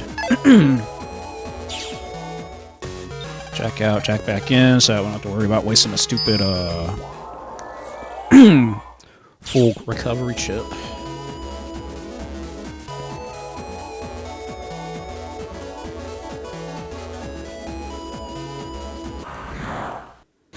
Wow! On the first shot? Really?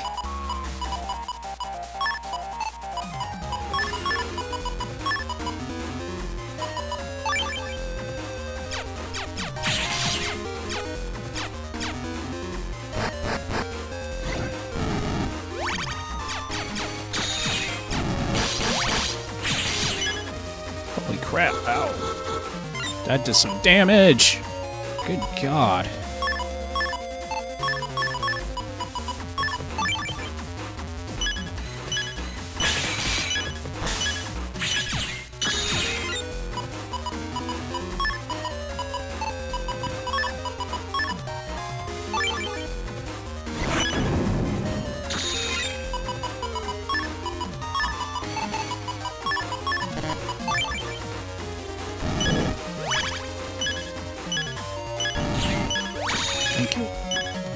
Oh, shoot. Of course he jumped in front of it.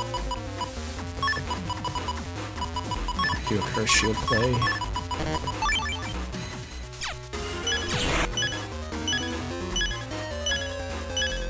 Oh, back up.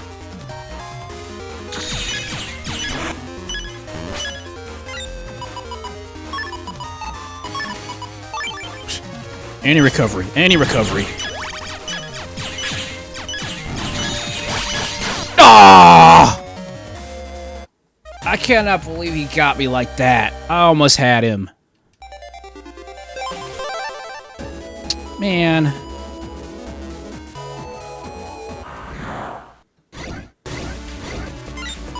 That totally sucks. I was gonna get him so badly, too.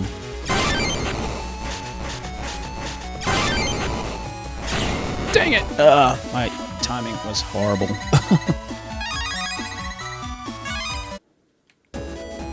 Yeah, that would have been nice.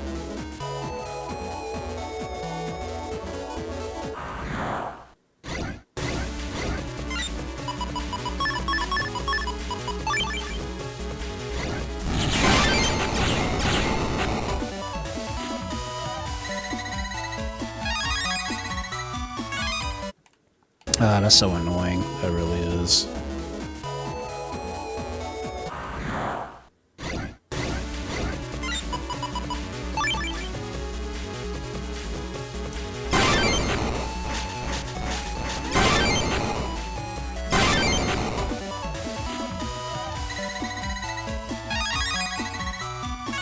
Okay, as long as I'm getting my bug frags, that's all that matters, I guess. Yeah, yeah, it would have been nice, but I guess they decided to go do that. Oh, shoot. Okay, we got two now. Metar twos. Jeez, that was even faster.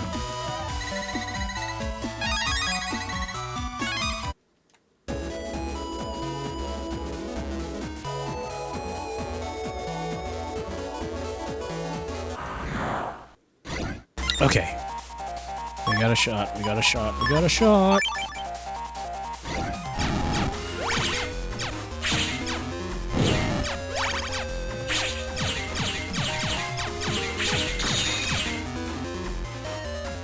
Trying to wear him down.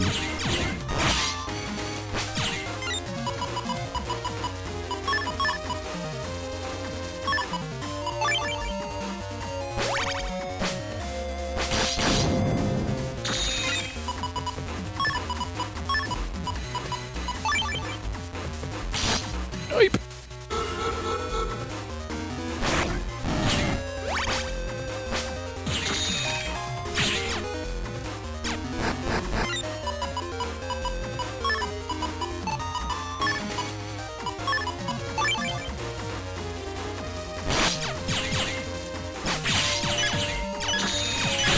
Sheesh.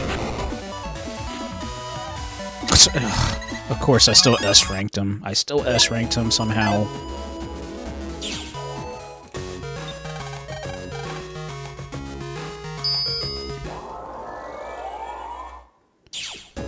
Alright, let's try this again.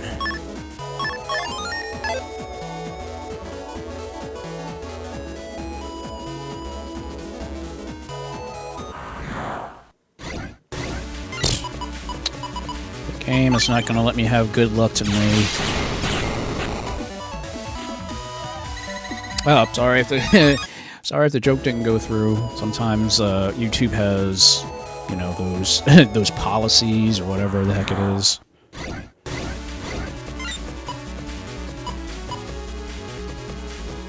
Okay, well that's not going to help me much. So there we go. Like, give me my 8 bug frags, man. Like I said, at least this is a good grinding spot for bug frags. It's not like I'm like it's a total loss, unlike the other places.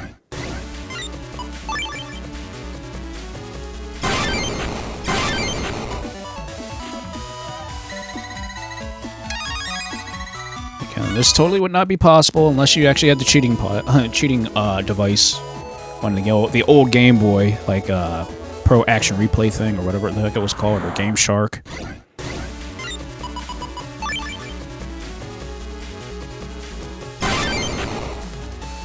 Now, you can't actually get a counter hit in the later games with the Buster Shot. It has to be with the chip. And I guess they did it for balancing purposes. At least in Battle Network 3, you can get counter hits all day with the Buster.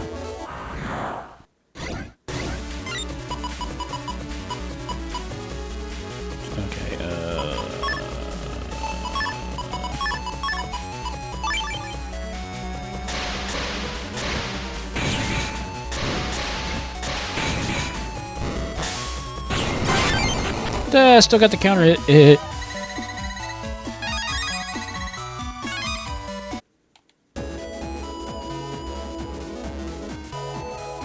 Oh, you mean those old Tiger electronic things?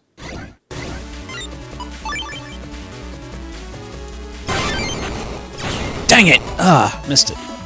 My timing was off. I was off by at least, I'd say 4 frames. At least by 4 frames I was off by that shot.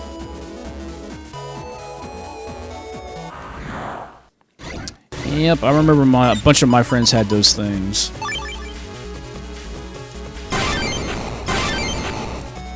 There we go. That's what I want to see.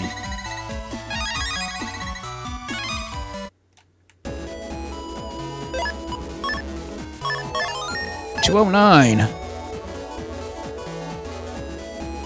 Getting close, getting close. There's a chomp. Okay, we gotta take it slow. But he's gonna murder me too, because he just does so much freaking damage. So at least by turn 4, I've got to at least get him down by turn 4 at least. It can't be any high. It can't be any longer than that. Otherwise, it's gonna give me a lower Buster level.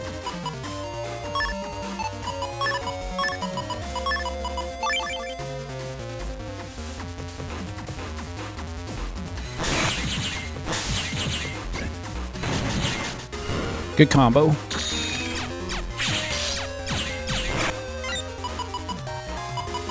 Okay, speed up. I can throw down a random meteor, provided he misses.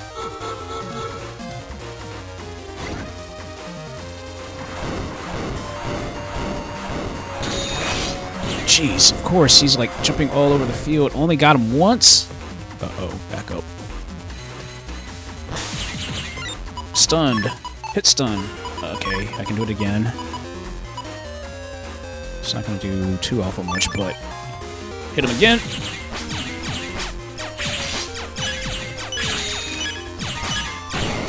Okay, was that enough? Was that enough? Oh, I went too fast again. Oh, man. Oh, that's so freaking annoying. I cannot believe I went too fast.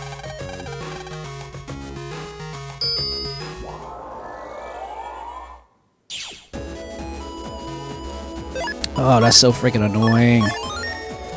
I thought I could at least, if I'd have slowed down enough, although I should have used fast gauge. If I didn't use fast gauge, the turn time would have slowed down.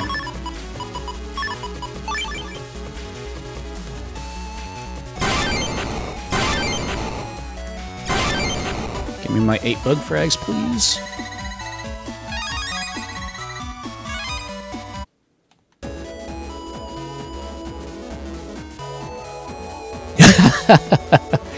Okay. Yeah, why not? Well, focus on counter hits. That's more or less a thing.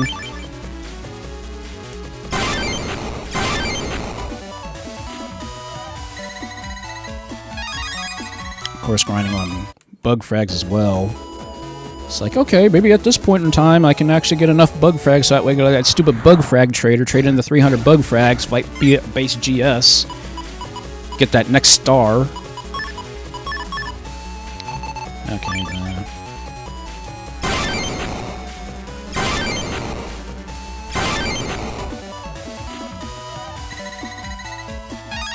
Okay, okay. I am nailing counter hits. 228. I am slowly getting there. Now watch, this jump's probably not going to come out for like at least another like 15 encounters, I bet. Because again, there's like a 1, 2, 3, 4, 5, 6, 7, 8, 9, 10, 11, 12. 1 out of 12 encounters for me to run into them again. But I guess in this time it doesn't matter because I'm getting counter hits and getting bug frags. That's all that matters.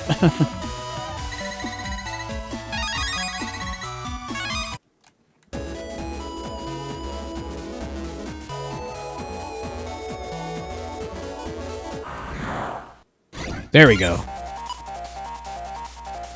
Okay, again, I have to take it even slower now apparently. But I can't get too loose because he will just destroy me if I'm not careful.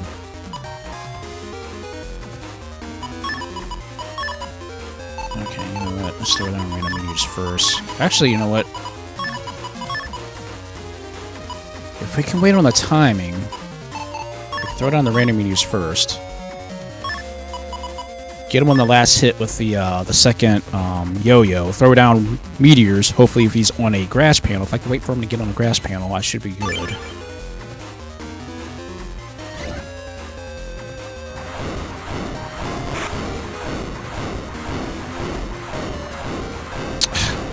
gotta be kidding me. He dodged all of those? Okay, well, so much for that idea.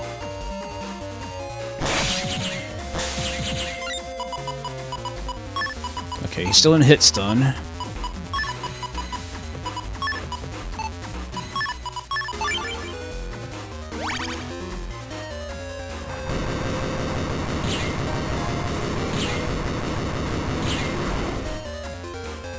Wait for him to jump on the backfield. Ah, jump too quick.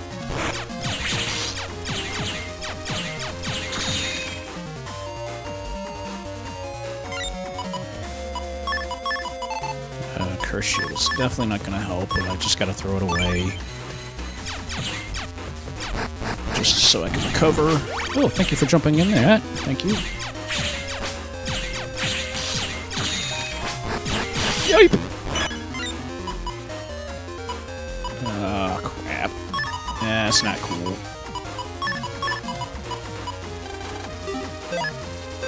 I gotta hit him twice. I gotta hit him twice. Oof. Oh!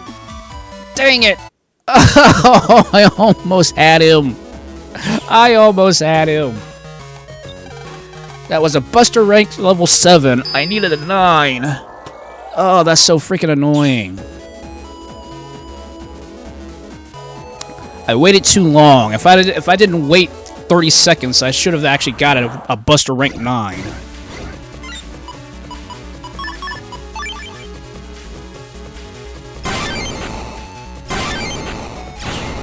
Dang, missed.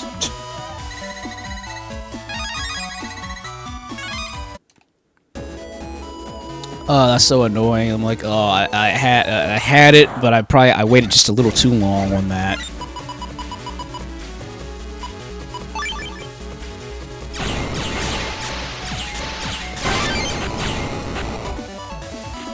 Okay, I got one. I got one. Yeah, bug frags are very interesting looking. It's just crazy how they've implemented a second currency system in the game, too.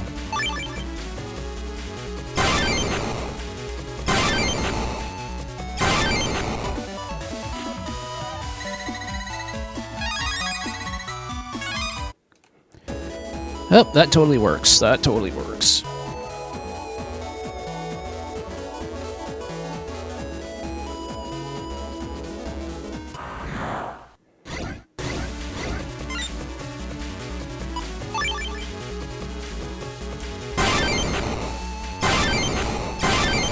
There we go.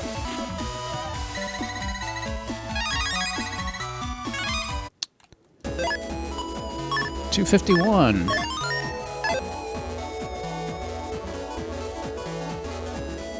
Geez, seriously, at this rate, I'm going to end up getting the necessary chips that I need, the necessary bug frags that I need.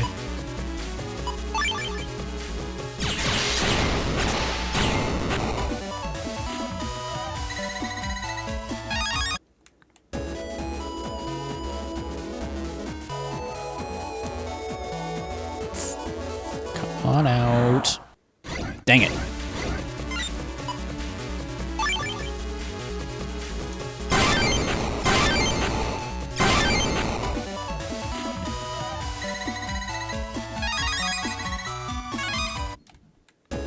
Oh, at least I'm finding good. Again, this is the perfect bug frag grinding spot.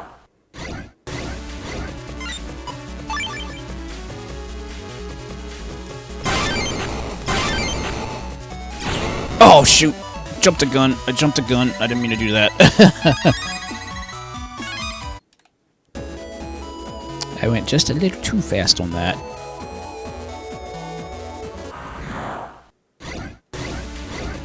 Dang it, I gotta get rid of these fishies. These fishies are starting to annoy me.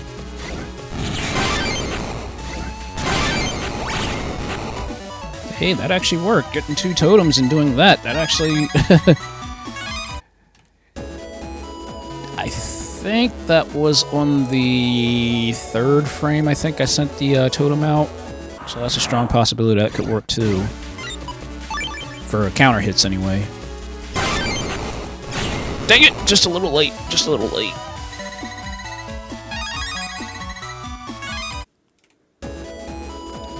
And basically, on certain situations, usually the first couple frames really determine if you're going to get a counter hit or not.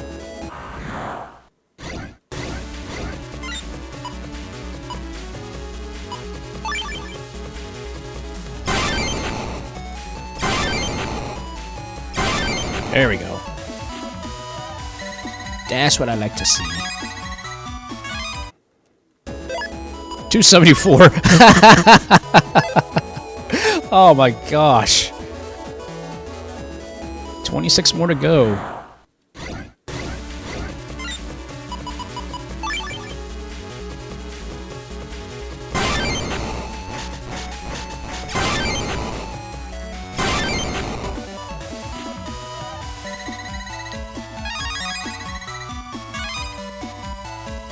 Hey, style change. Oh. Wood bug style.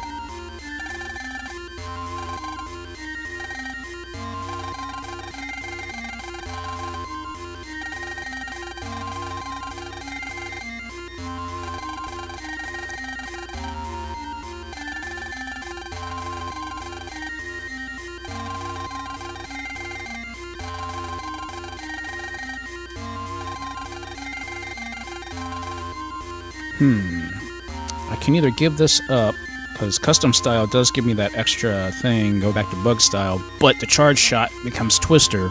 Twister goes 2 rows ahead of me, but that does at 20, it does 20 damage, but you do 8 hits at 20 damage. Now imagine throwing down a sand panel, that'll double that about up to 40, so 40 times 8, that's, oh my gosh. 40 times 8, man, that does some serious damage, but that only works on sand panels. So, it's a hard call, but I think I should stick with custom style, just so that way I can get that extra customizer chip in the deck, and then also get the better chances of... Yeah, so that way I have better chances of getting the specific chips that I want, because there are specific chips that I still need to get as far as the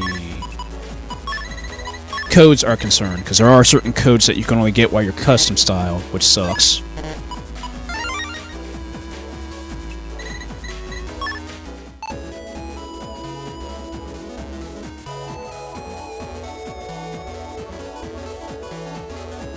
So I'm still have to just rock custom style for just a little longer. Not too much more longer, because I want to get back to the heat shadow style, so that way I can get the rest of those customizer pieces for level ups. Oh, come on out. Come on out, JP. I know you want to come out. Come on out, buddy. Come on out. Thank you. Okay, now I'm gonna have to take it even slower now.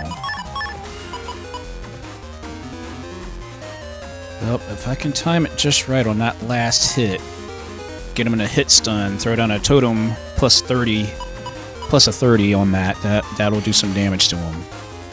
But it's gotta be on the perfect timing setup. He's gotta land on a grass panel.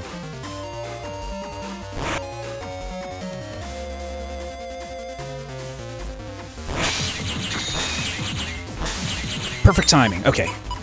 Totem. Ooh, nice. 3 totems. Okay. Throw that down.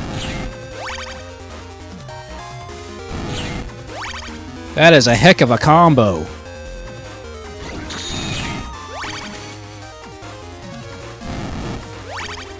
Yeah, of course you would send back up.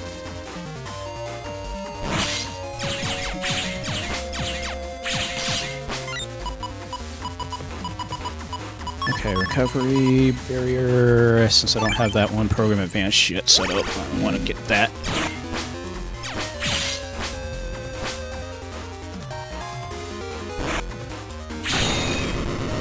Okay, was that long enough? Yes! Finally! I got it! I got it! I got it! Wow, Finally, I cannot believe it took that long to get it, but I finally got it. So, yep, so I got all the V3s now.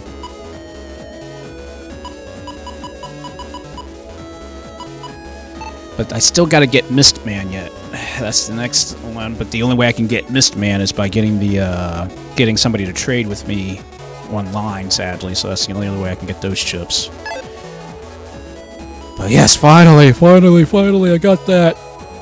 Now I just gotta get a couple more bug frags, and then we'll go and see if we can take on base GS.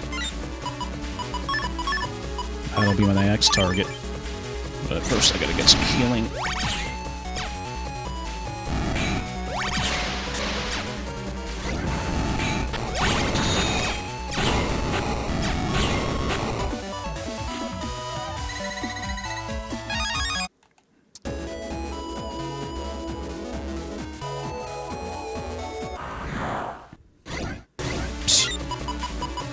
And now, the Met Tools are now scared of me now.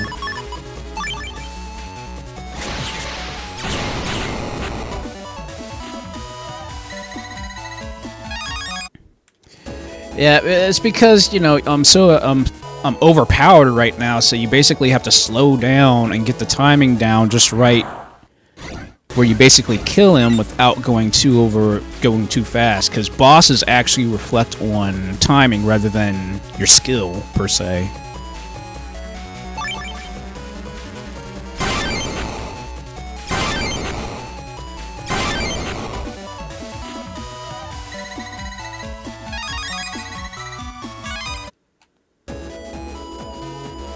Okay. Oh, we just need two more. Two more. That's all we need.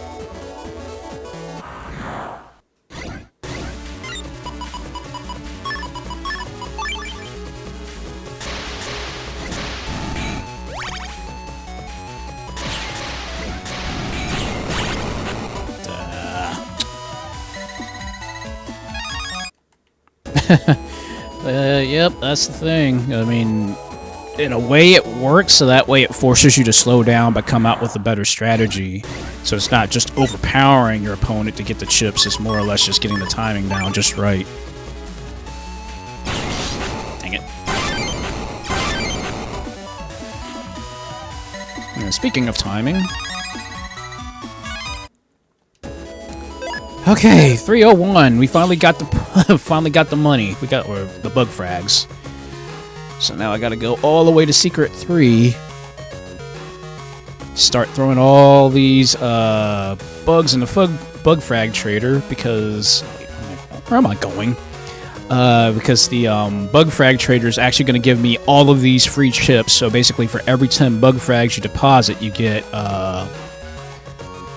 like a really rare chip.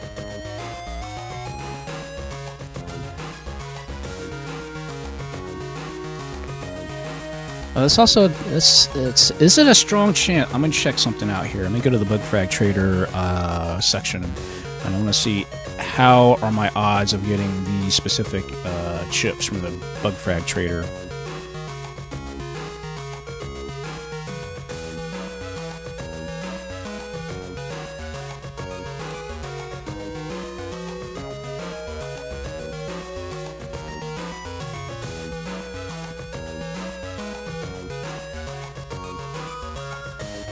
Bug frag trader 10 bug frags. I have, oh my gosh, a possibility of 538 chips. And you can get literally almost any chip, any level 3 chip or higher, or level 2 chip or higher, possibly looking at it.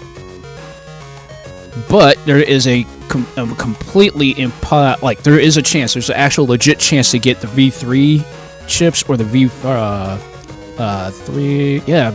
yeah, that's a possibility. You even get the V4 chips also from that. Very strong possibility.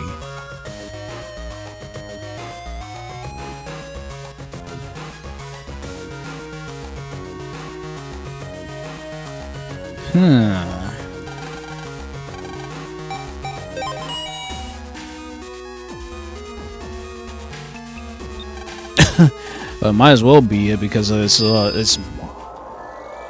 deep within Secret Net 3.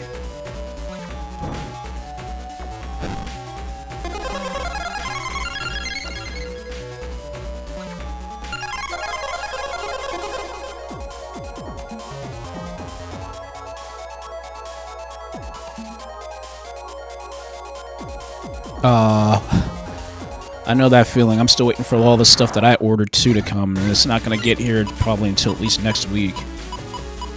Yay for ordering on AliExpress.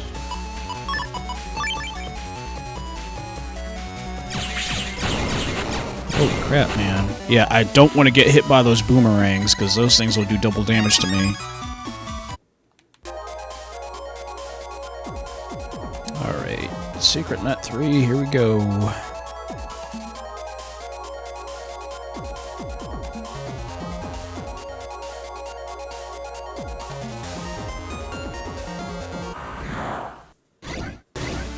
Hey, oh geez, volcano viruses.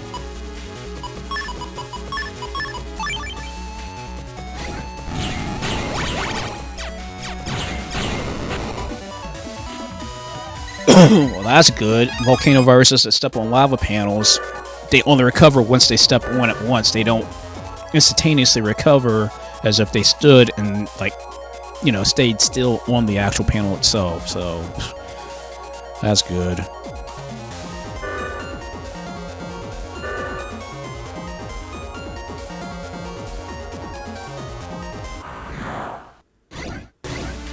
I like bees. I like bees. I like bees.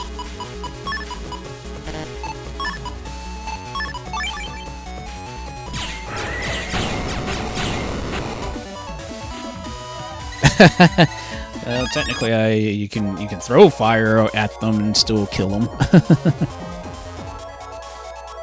Oh, the 18th.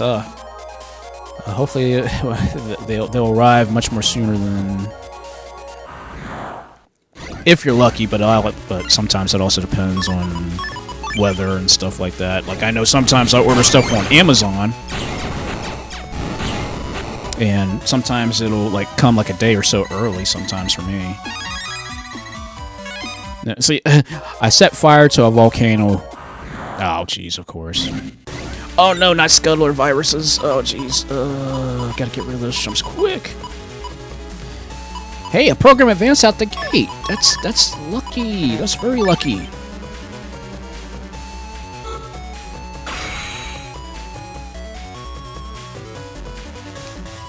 Dude, the odds of getting a program advance, like, on the very first turn is astronomically rare. And a life over a D, which... Life Orders only protect you under 100 damage, and most viruses beyond, like the Chapter 8, they'll do more than 100 damage. But of course, I got this chump. This chump takes 200. You gotta break 200, and I don't know if I have anything.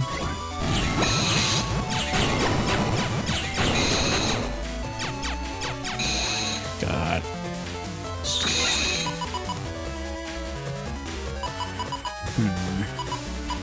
Oh, yes, I do. I do. Yes! Perfect timing!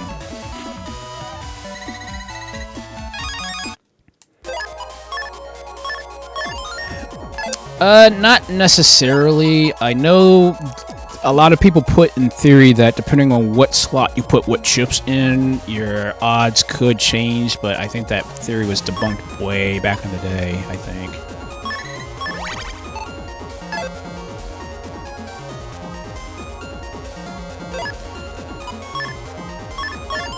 Alright.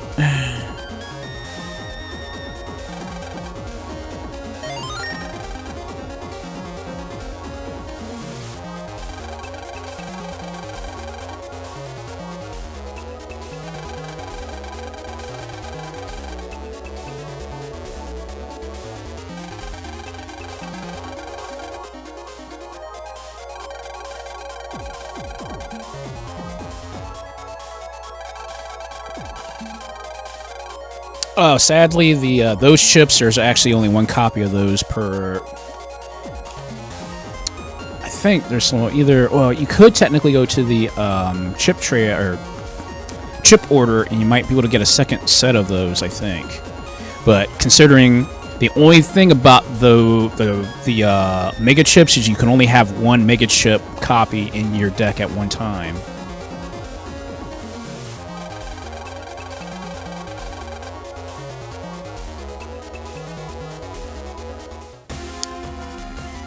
Oh, here we go. I completely forgot. Yeah. Yep. Serenade.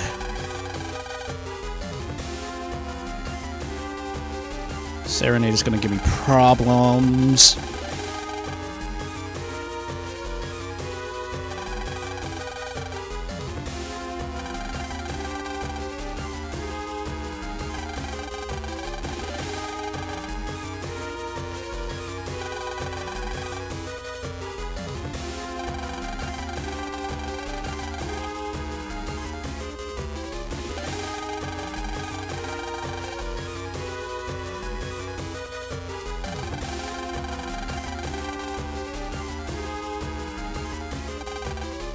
Mercy.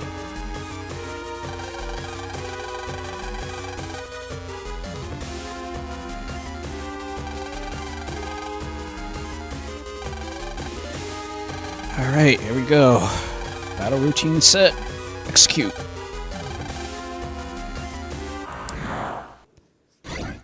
Okay, now I remembered correctly. You can't attack at all. You have to wait for them to do a specific attack, because otherwise every single attack, no matter what I throw, is going to deflect. So I basically have to wait and attack. See?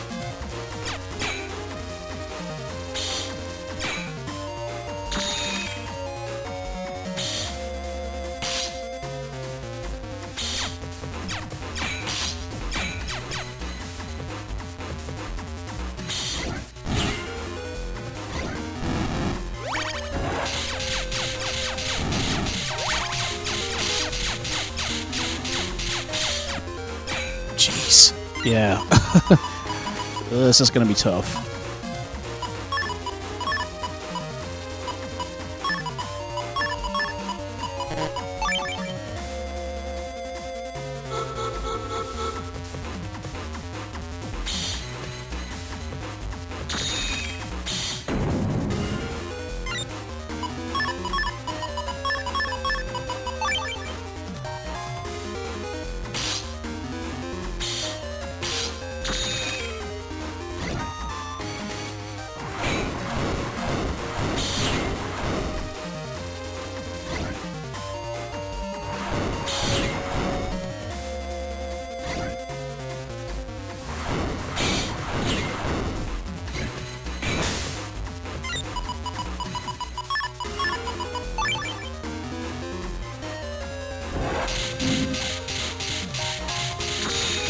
I can't move forward when they...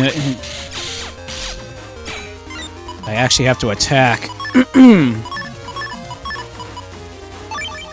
Basically attack from behind.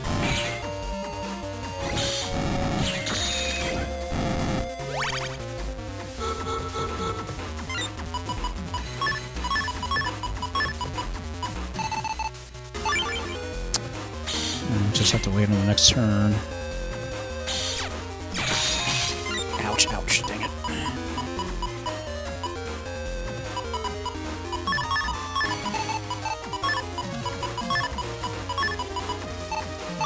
Okay, we'll hold on to that.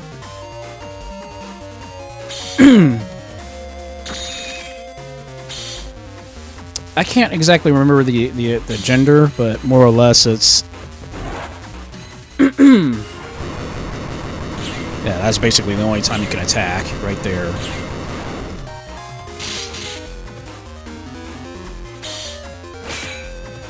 Ouch.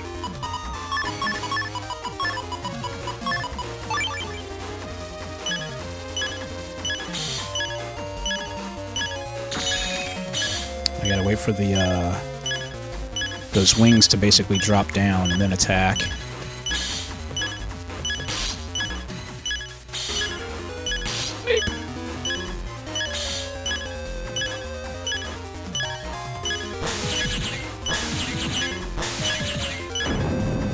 That's the timing you gotta wait for. So basically you have to use a lot of stun style attacks.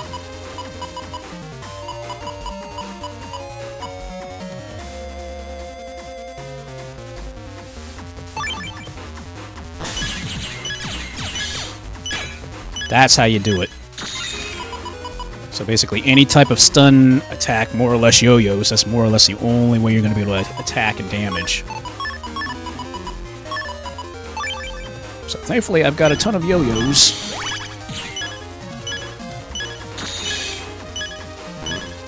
Dang, not even the, that doesn't even work. But if I can get lucky, and when I mean lucky, I mean lucky.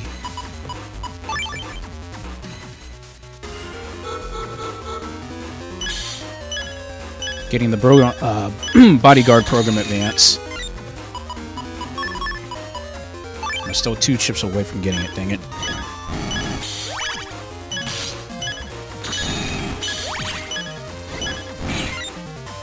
Okay. Managed to actually freeze the frame right where they dodged. Okay.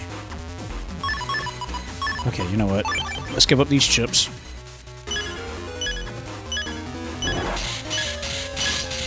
Hype.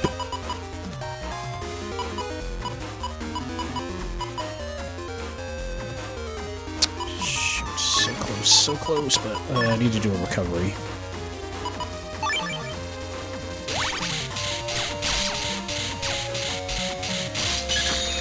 Ouch.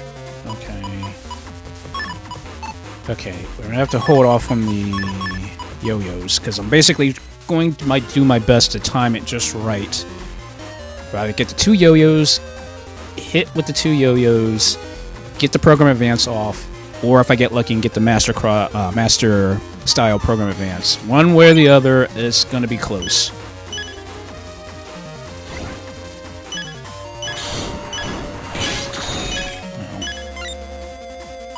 Okay, sweet. I got the setup. I got the perfect setup. I got the perfect setup! So it's just about timing. It's all about timing right now. It's all about timing. Hit with the yo-yo, immediately use the program advance. Immediately.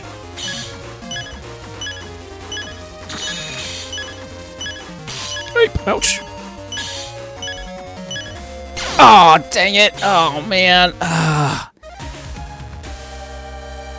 was so close. I had the perfect setup. I was so freaking close.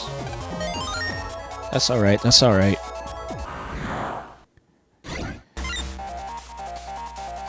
Okay, well. Basically now I'm gonna have to, like, I'm gonna have to do my best here, so... More or less, the yo-yo chips are basically going to be the chips that is going to help me out in this situation, but more or less I have to just play the waiting game.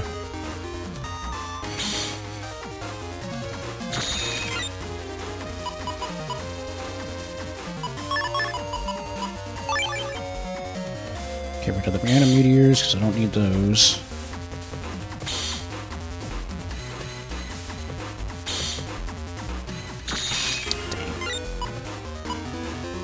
Okay, I've got 2 setups. 2 setups coming. But I have to hold on to the totems. The totems I have to hold on to at least.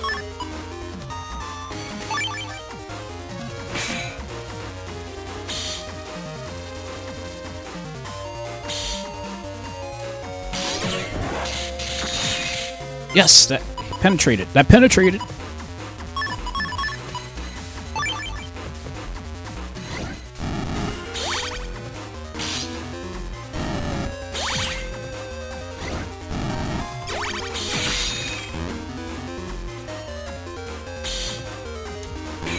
Nice. Okay, I actually have my own block ability. I totally forgot. So I can block those.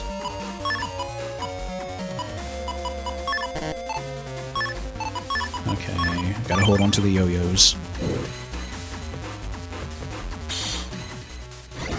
Use a random meteor block. Random meteor block. Oh, nice timing. Sweet, sweet, sweet, sweet. I got a setup. I got one setup. I got one setup. The timing has to be perfect on this. I have to wait, attack, and then throw down the bodyguard program advance. So I can set up twice. There's a strong possibility, but we'll see if this works. Dang it.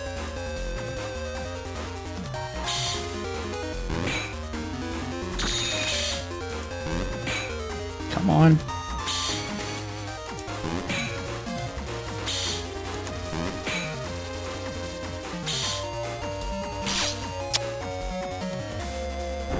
Ah, shoot, missed it. Well, I can still attack. It's still a good stand. There's still a good chance I can still get from behind using a bodyguard. So let's hope this works.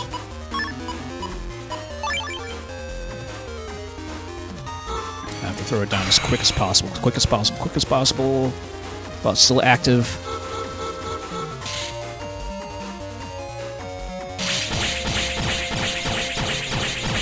Yes! It works! It works! Oh my gosh, I cannot believe that program advance actually worked.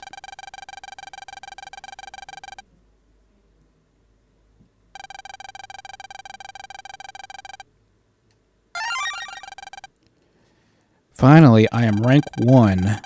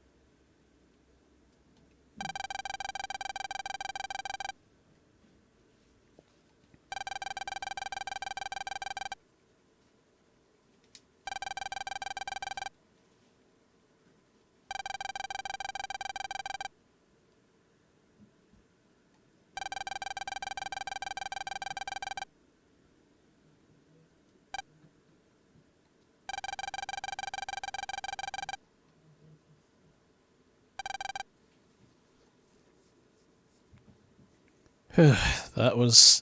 It wasn't hard, it was just tedious.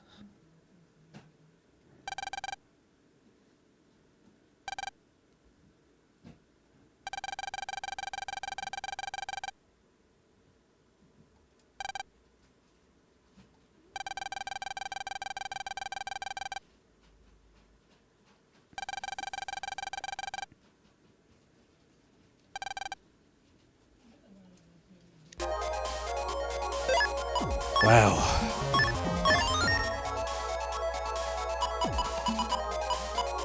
I forgot how tough. I forgot how tough he was. Yeah, they address him as he in this game, so.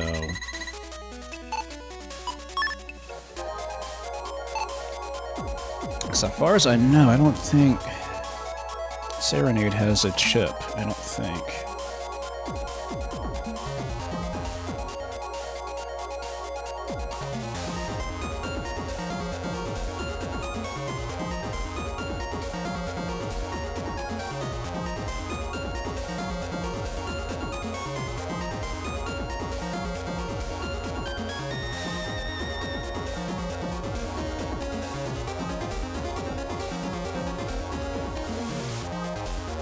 But he definitely has a second version. His Omega version. Oof, that's not going to be fun.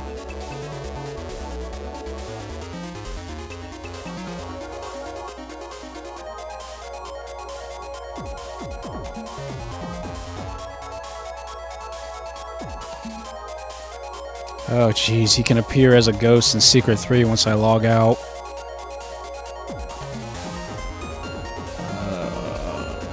It's not going to be fun at all.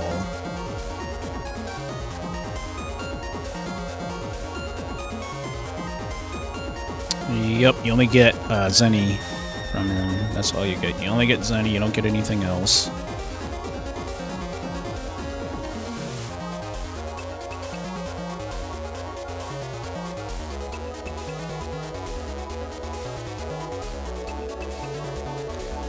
Well.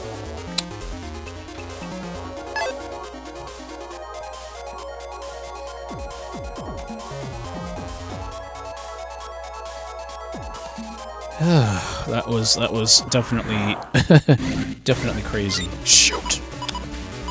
Now I gotta make my way out of Secret Net without getting killed.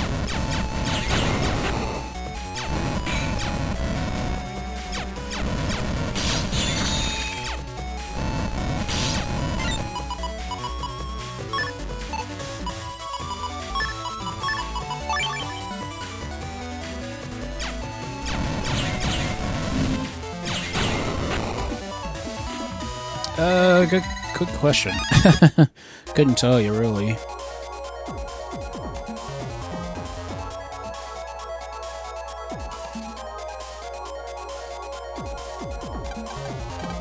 Oh, of course. Oh, jeez, a 200. Oh, boy. Nope, I'll throw down more muscle, break it.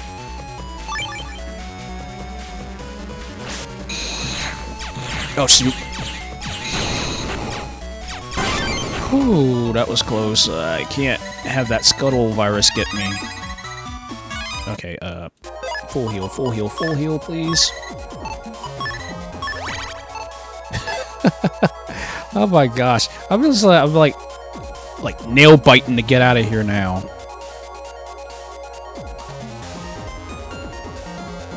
Okay, as long as I get out of Secret 3, that's... Secret 3 is so much more devastating than any of the other areas in the game. But now I can go back to, What? Are you kidding me? How is that possible? I got a program advance off again the very first shot. That's crazy.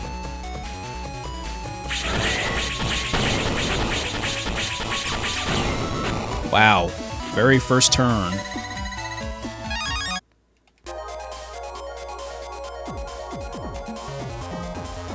don't think there's anything else. Yeah, Bug Fact Trader 300, yeah. See, that's the clue.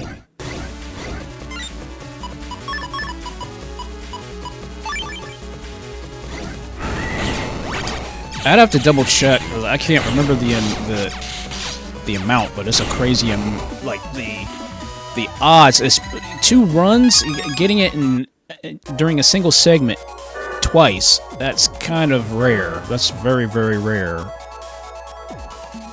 But I'll probably put it to you this way: that might be a little. It's like uncommon for a 3-chip program advance to appear, but a 4-chip program advance. That's a little bit crazy, but then again, right now I have 2 additional slots open in my my custom screen here, so it does increase. You do get better odds for the more available slots you have. So your chances can increase with more available slots at the beginning of a turn, because it is possible to get a full customizer. Especially if you have bug style. Bug style, you sometimes might have a full customizer at random, which is pretty nice. But other times, it's one of those things. Ah, ratties, really? Yipe! Holy crap, holy crap. That's why I can't stand ratties. That's why I can't stand ratties. Okay, please get me the heck up and out of here.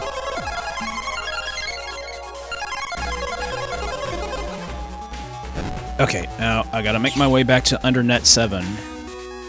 That should unlock at least one of the other gates, I believe. Let me double check.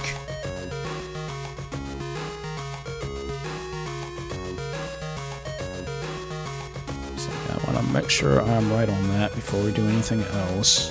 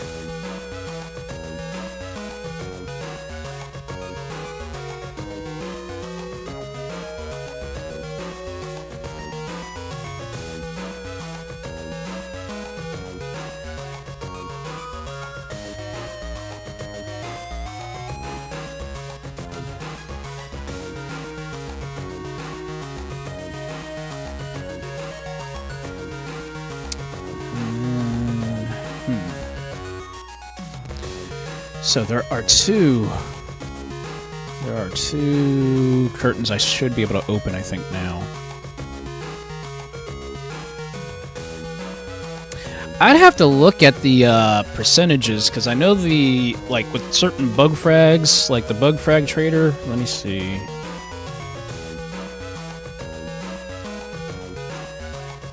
Because I definitely know your percentage goes up, your chances going up, it's going to definitely increase in terms of, you know, once you have more slots open in your customizer, or custom screen. And, oh, cool. Nice. As long as you're free, that's good. That's all that matters.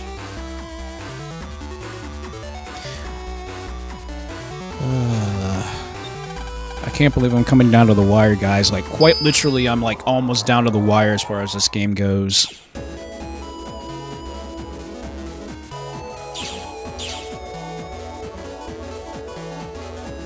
For 4 hours? Jeez. Oh, boy.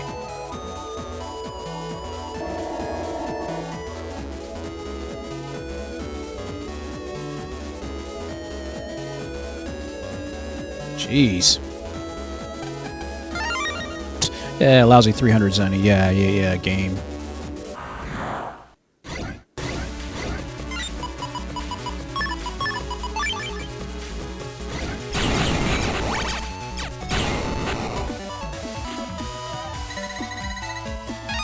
Oh, nice, nice.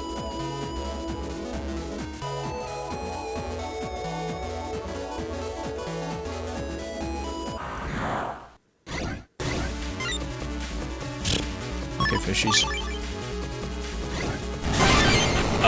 Just a little slow. I mean, I can overachieve as far as getting bug frags, because I do want to get more bug frags for my virus breeder as well, so that way I can increase those chips' powers. Because you can actually, when you feed the viruses, their attacks get stronger.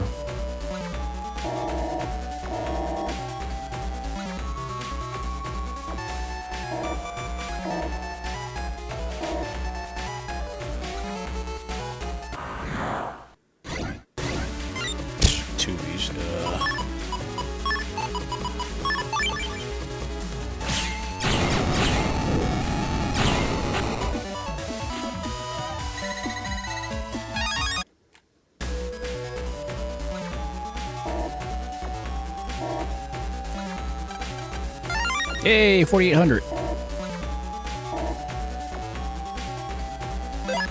Alright, under net 7. So which curtains will be open? Oh, virus, yeah. Oh, poof ball.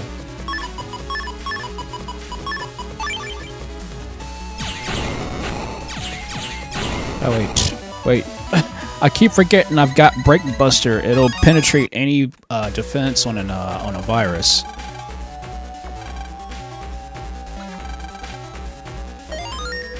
All right, that opened. Gaia Blade G. The final HP memory I needed. Thank you.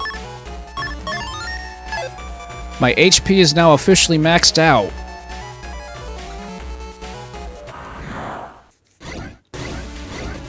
Oh boy, Mama Gross. Okay, we'll sort of play Brain Dead.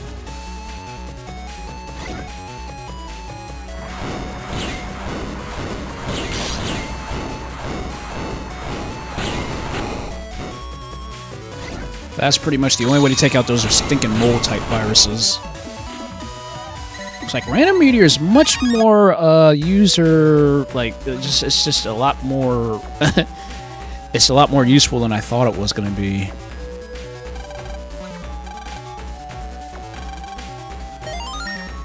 Alright, that one opened. Oops, ready twos. On sand panels, they can't go fast.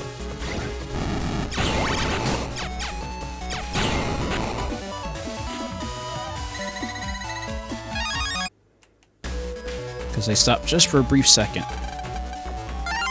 Yes, the Guardian O chip.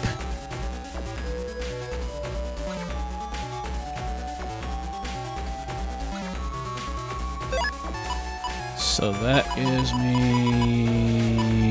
Where's my library? I have 67 chips now. Hehe, the Guardian chip. If you hit that thing, it punishes and basically attacks every enemy on the field.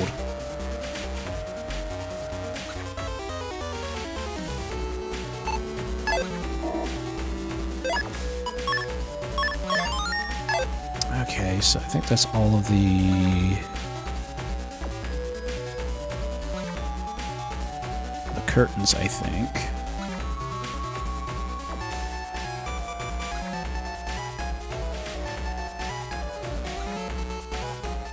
Yep, that's all the curtains, so now...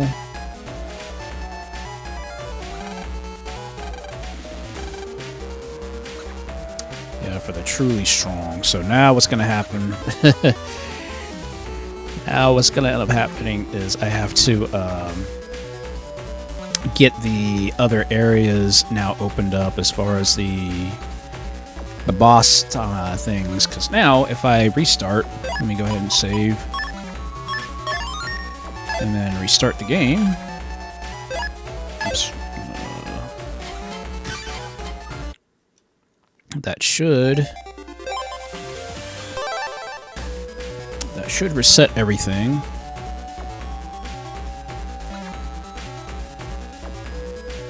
And then let's see here.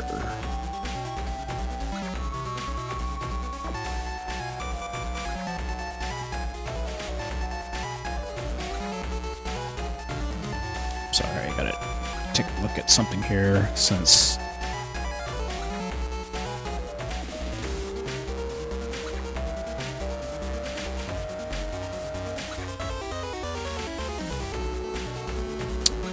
So the time trials, I think, should have unlocked now.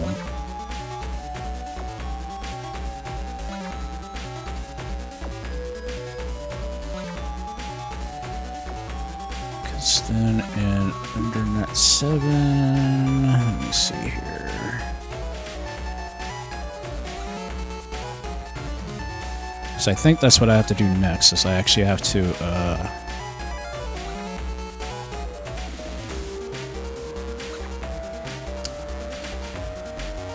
go back to secret, and that should then unlock the chip trader, or the bug frag trader. So now I have to... Because once I unlock that door there, that should unlock Giga Folder. Giga Folder essentially allows me to put another a Giga chip, second Giga chip into my deck. So, wow.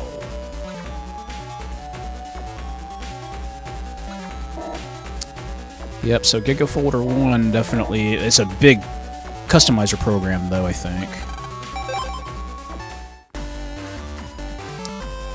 But, wow, finally. I can't believe I finally maxed out my HP. It took me long enough, right?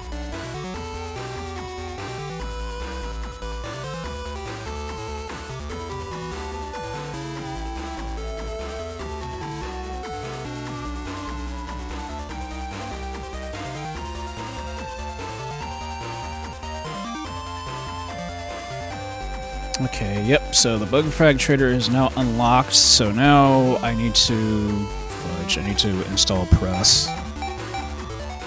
I have to install press, that sucks. But it is what it is.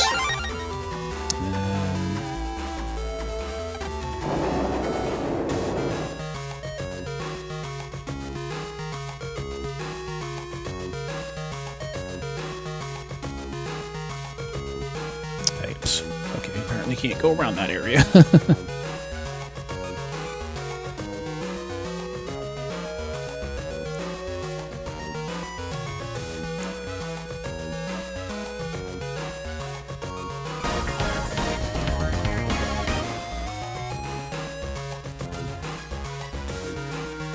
Hey, thank you so much for the super chat.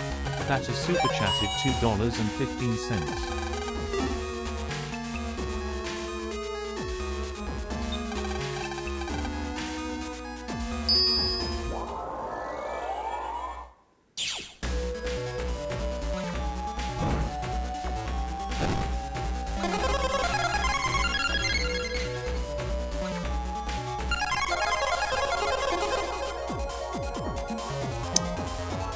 Wow. Alright, oh, let's do this bug frag trader thing. I'm probably not going to be able to fight base GS today, just because, well, firstly, time limit. I'm already past 2 o'clock, but I wanted to at least make sure that the actual bug frag trader is there.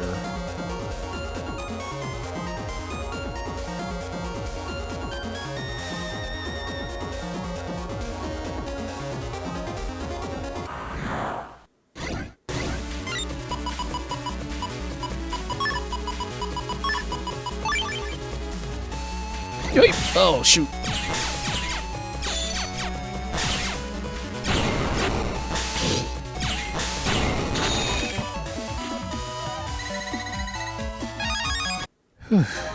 Gosh, it's just gonna get harder and harder from here on out. It's like I'm not looking forward to this, but I got no choice.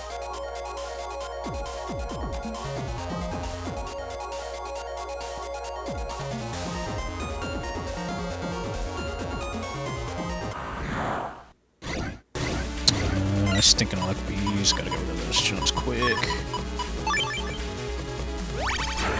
Right now, I'm just grinding for chips right now, if I'm being honest. Yeah, stinking bees.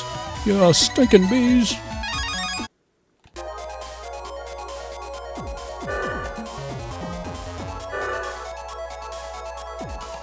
And then, shoot, I still gotta get the other, regular ups, too. That's another thing I've got to do. Oh, Shadow Virus.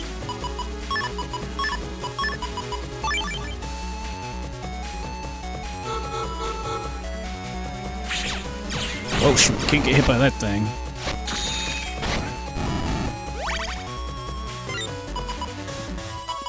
Thank you, Yo-Yo Chips. Thank you, thank you, thank you.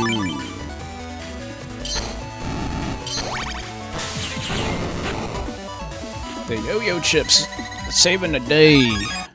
But it's still interesting that those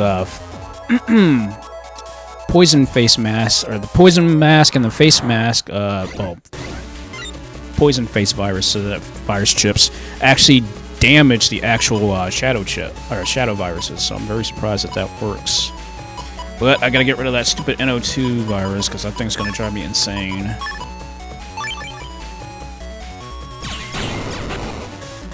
Get rid of the masher.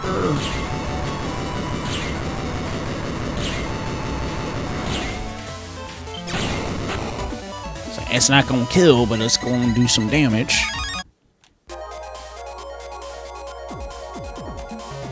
Alright, now I gotta install press. Ugh, stupid customizer program thing.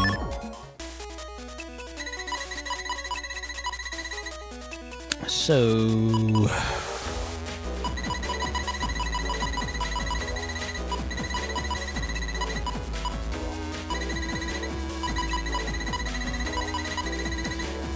I don't really need collect anymore, so I can remove that.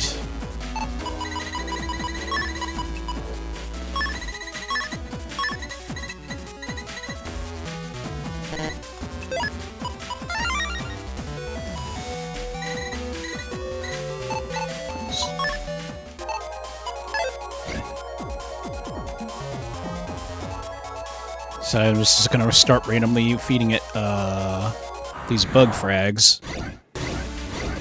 Dang it, okay.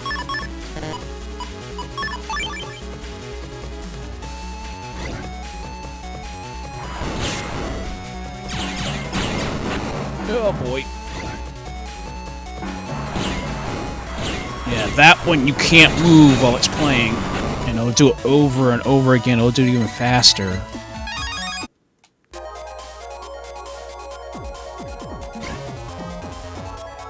Okay.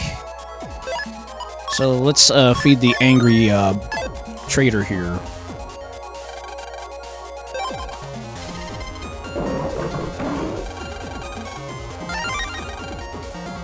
Guy sword G. Yeah, pawn N. Pretty much I'm just gonna be feeding this thing. An air, yeah, an air shot. Hey, a Muramasa! Wow, that's luck. Guts punch straight. And another fast gauge. Hey, and whoa, attack plus 30. Heavy plus 20, yeah. Hey, a Gustman V3, wow, that's luck. Oh, what? I got a four. Oh my gosh, that is some freaking luck right there. A V4, wow, I don't even have to fight him now. Good, very good.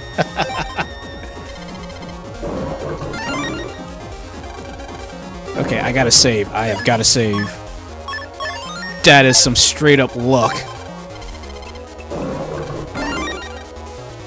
Nero 3. Spice 2. Another fast gauge. I'm gonna team 1 there. I can't go too far. Like plus 30. Bubble Man for what? A V4 Bubble Man? What? That is crazy. That is nuts. Unluck sword. Kingman. Hey, another anti-damage.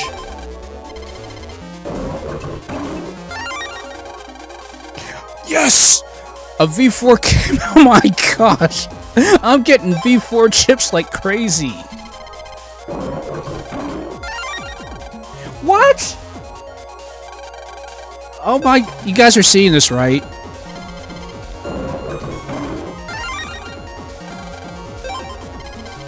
I cannot believe I got that lucky.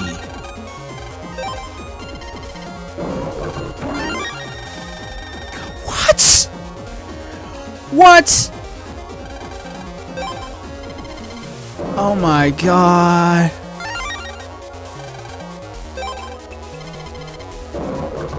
Yes. A Fountain D. Okay, that's it. I don't want to go any further because I'll make him come out. Wow. Just wow, guys. Wow, I am shocked. I got at least 5 V4 chips. At least 5. Yep, 1, 2, 3, 4, 5. I got 5 V4 chips on a single pool, on those couple pools. I have never seen that before, ever. What are the odds of that happening? I gotta check out the odds.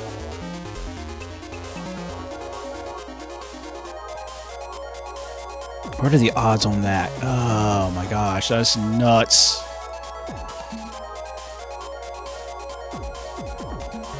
I mean, that is some crazy, crazy, nutty, that's luck. I'm not even gonna front, that's just luck.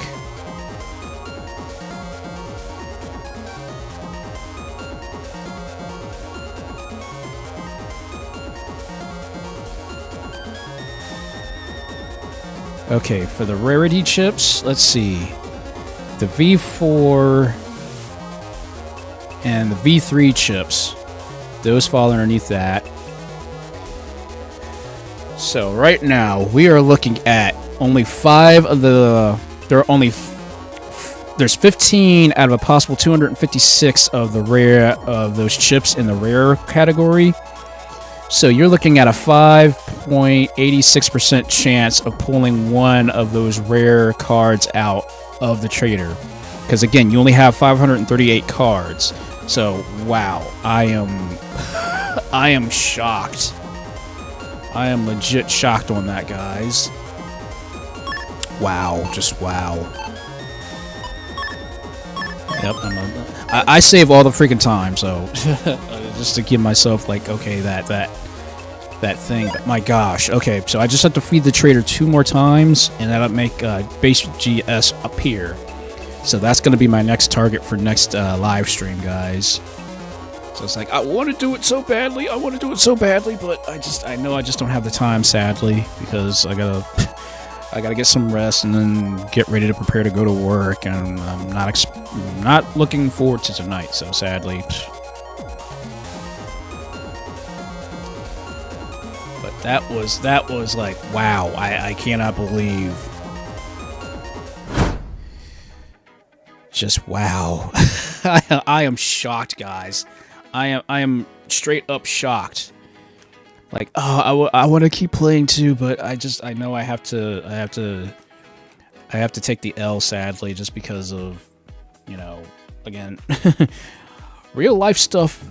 It sadly takes more precedent, sadly.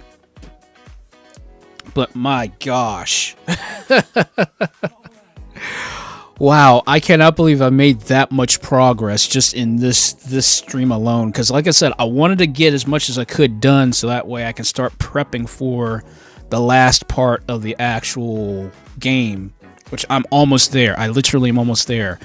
That actually, instead of unlocking the Omega bosses, I literally got 5 of the chips that I was going to get from the Omega bosses. And I still have to get the V5 chips from the Omega bosses yet, so...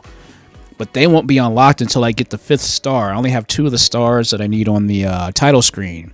So I need to get 5 of those. The next star I'm going to get is going to be from defeating base GS. That's going to be the next target. That'll give me the 3rd star.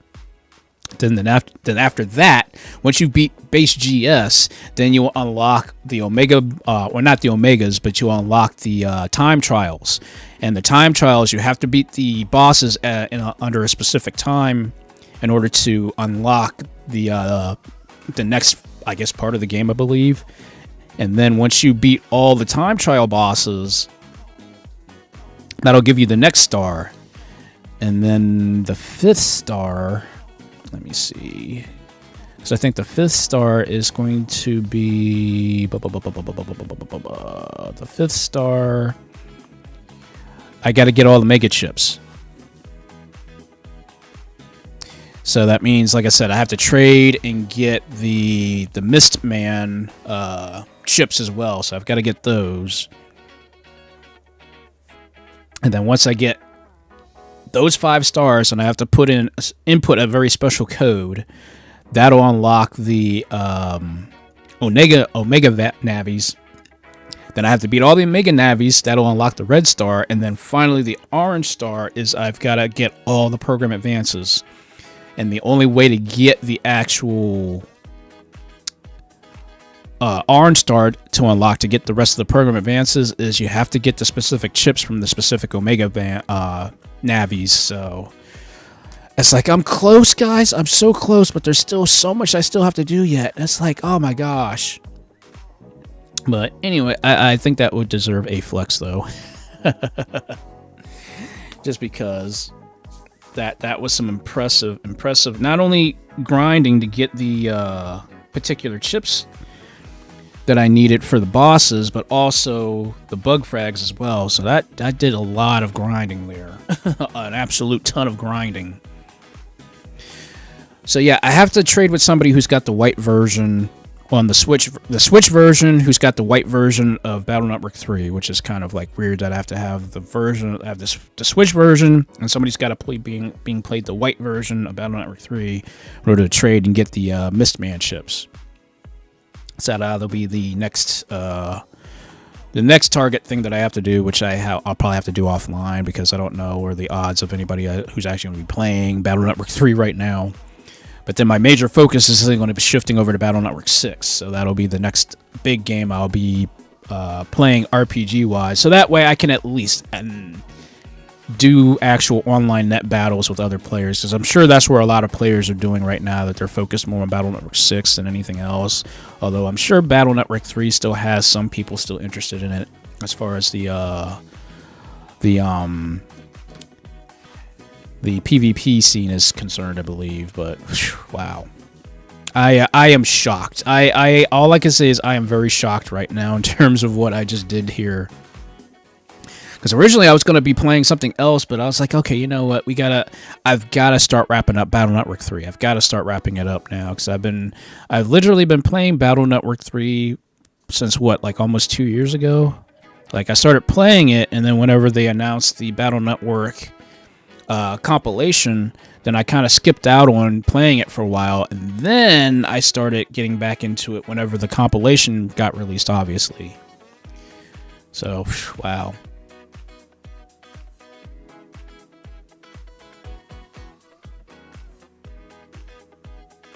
Okay. Huh. Yeah, because I can't wait for when I start playing 6, instead of they changed the system, so the system is no longer using a style change system, but it's now called the cross system. So whenever you get to play with certain navies and stuff during certain campaign or during the campaign or the main campaign of the game, you actually get to control that version's navies. So yeah, but I do like 6. I think 6 is pretty much more approachable than any of the other ones, if I'm being honest, because of the net navi customizer. You can actually extend the customizer blocks off the actual grid. So in theory, the grid actually goes, instead of being 25, it literally can go out to, let me think. So I think the customizer can go out beyond, I can't remember if it's because essentially you'll get let me see, give me a second here, because I need to remember how many blocks it can actually go out beyond. I know it can go one set out, but I can't remember if that includes the corner block panels or not.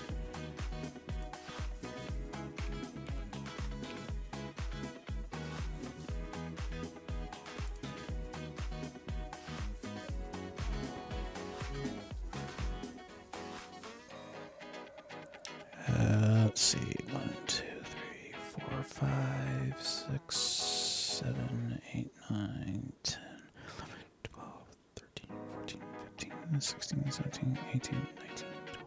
So it actually expands out 20 blocks. Wow. So basically you have 25 blocks to start off with. Once you get the expansions, once you get the expanders, it'll go to 25, but then you add an additional 20 blocks because it can go beyond that, and then you include bug stop, because if any of your customizer programs goes outside of the 25 showing bricks or blocks, then you get hit with a bug. So essentially your customizer is almost double the amount once you get the expansion parts. So, but that's the nice thing I like about Battle Network 6's customizer. So like you can do some serious, like if you think Battle Network 3 is crazy with its setups, Battle Network 6 customizer is you have a lot more potential in Battle Network 6's customizer. I mean, a ton of potential. The only difference with Battle Network 6 is you do not have access as a program for hub batch. Instead, it's actually a battle chip, and it's actually a Giga battle chip, but it's only in Falsar, the Falsar version, not the Greygar version, sadly. Which is kind of weird because Greygar is all about strength. So like you have a lot of different builds that are specifically focused on strength and such. And my gosh, when Mega Man transforms into beast form, that machine gun buster is no joke. Like the machine gun buster, well, firstly, your buster changes. You no longer get a charge shot. Instead, when you hold down the button, it becomes this massive, crazy, rapid shooting machine gun buster. Like, even more faster than the gut style machine gun buster. Yeah, so, like, depending on what version you're playing as, Mega Man Battle Network 6, if you have the Greygar version, which is the version I played and had, his beast out is basically, he becomes like this wolf essentially, but his abilities change dramatically and much more vastly as far as his style goes. So you can actually beast out by itself, or you can do a crossed beast out, which allows you to actually take the Navi and the cross program. Like you can choose like what Navi you want to cross Mega Man with, and then once you cross him with that specific Navi, then you can beast out and give Mega Man beast mode, depending on what, either beast mode by itself, or you can get like cross charge beast, cross elect beast, cross fire beast. I mean, you have 6 different beasts, or you have 7 beast outs essentially. You have the normal, and then the 6 net navis that come with the appropriate version. Or is it 5? I can't remember. It's either 5 or 6. So you have all that, but then you have something called over beast. What happens is when you're in beast out mode, you can only use beast out for 3 turns. After that, you transform and you go into a tired state. So, but the thing about it is when you're in tired state, you can't get like any of the special advantages. You can't go into full synchro mode or anything like that. So that's the one thing that sucks about it. But if you go into beast out again, called over beast, what happens is you actually gain, I believe you gain, like, you basically, Mega Man loses control. You have no control over Mega Man, so he'll be jumping all over the field and shooting and attacking, and he's invincible. And that only lasts for 1 turn. Once that turn is over with, he becomes exhausted. His last state is exhausted, and you can't recover out of that. From exhausted state, your HP drops down to 1 HP, your buster drops down to only 1, so all your buster stats go down to 1. You're basically screwed. So Overbeast is basically like your last ditch, like, okay, I need to finish this. If it doesn't work, that's basically your last ditch thing. It's kind of like the Pandora thing from Street Fighter Cross Tekken. So that's essentially what it is, really, because you go invincible, but you have no control over Mega Man, so he's just jumping all over the field, attacking randomly and stuff like that. So it's a cool feature, but like I said, it's a last ditch thing, because once you get hit with that and you're exhausted, you're kind of screwed.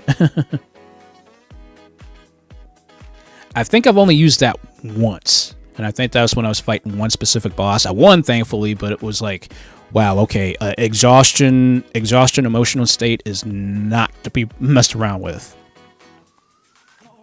So yeah, Battle Network 6 has so many different, like the strategy in Battle Network 6 is ridiculous.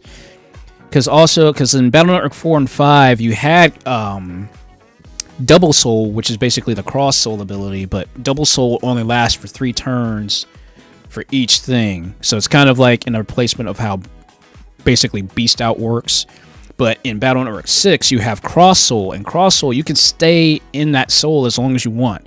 The only way that you can get knocked out of that soul is if you get hit with the element weakness. And in Battle Network 6, well, 5, is it 4, 5, and 6, I think? There's 2 different element wheels. So you have, obviously, like fire beats wood beats elect, and elect beats aqua, and aqua beats fire. So that's the normal elect wheel, or that's the normal element wheel. And then the second element wheel is you have wind, you have invincibility, or like seek or something like that. So wind, seek, obstacle, and sword. That's its own element wheel, or I like to call it null elementals. So those have its own different set of weaknesses and such, so which is pretty crazy. So, cursor, that's right, cursor. So there's cursor. Cursor basically seeks out invisible. I think I have to look at the element wheel again and see what the weaknesses are.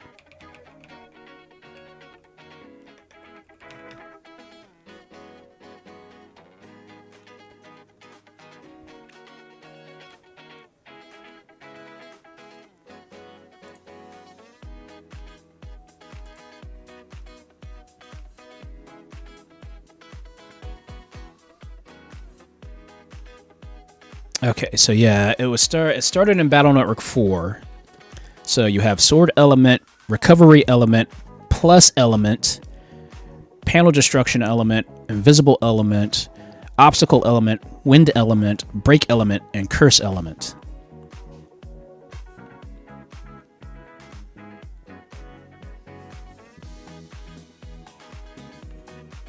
And then of course because actually it's sword, wind, cursor, and break. That's that wheel in particular. So sword beats wind, cursor beats wind, and I think is it break beats sword, and I believe break beats sword. I believe because they didn't exactly put the element wheel here, sadly.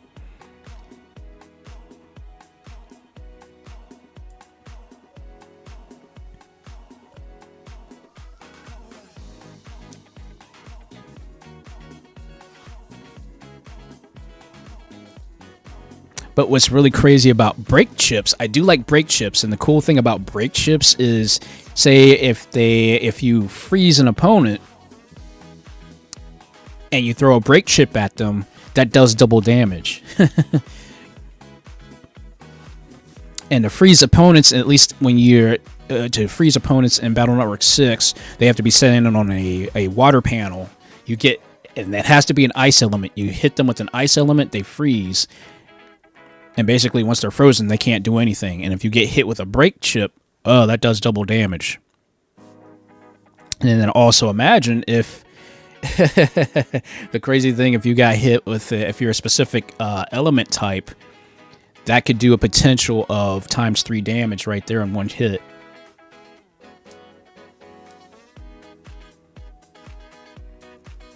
So that's very the Battle Network 6, or actually Battle Network 4, all the way up to Battle Network 6, as far as like the element wheels go.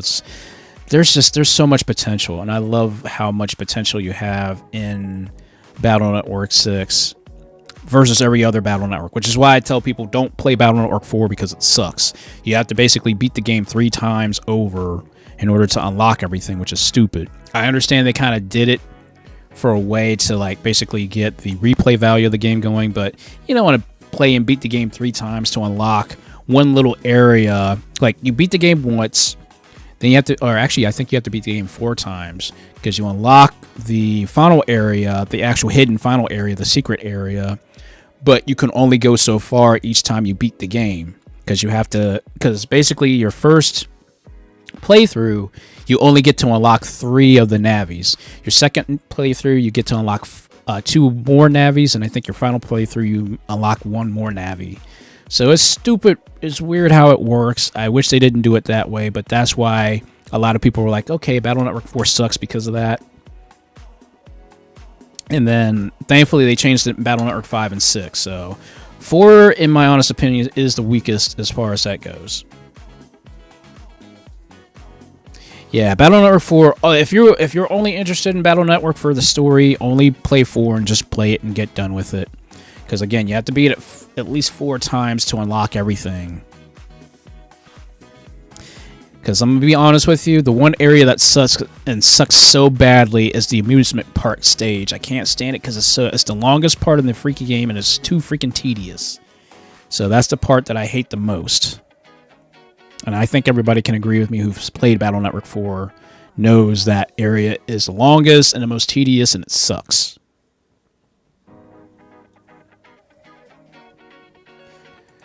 But, anyways, I'm sitting here, I'm just going on about Battle Network. And again, I love Battle Network because of just what you can do in the game. There's so much potential. There's so much creativity. You know, I've seen some really sick setups in Battle Network 6 and in any Battle Network game, honestly, you know, but it's definitely has its hype moments, especially when you see a good net battle going on.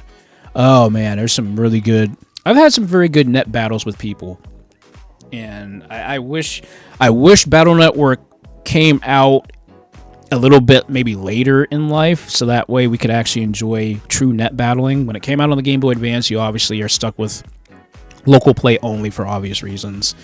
But man, when we went to a convention and we were checking out the and my first time at that one convention we went to, oh my gosh, man, the fact that I had managed to get that second place trophy on my very first convention visit, joining that unofficial tournament and winning that glass trophy for second place, making it all the way to the finals and bombing out in the finals, but it's the fact that I made it to the finals and made it second place. I'm like, my gosh, guys, that is crazy. That is ridiculous that I did that the very first time.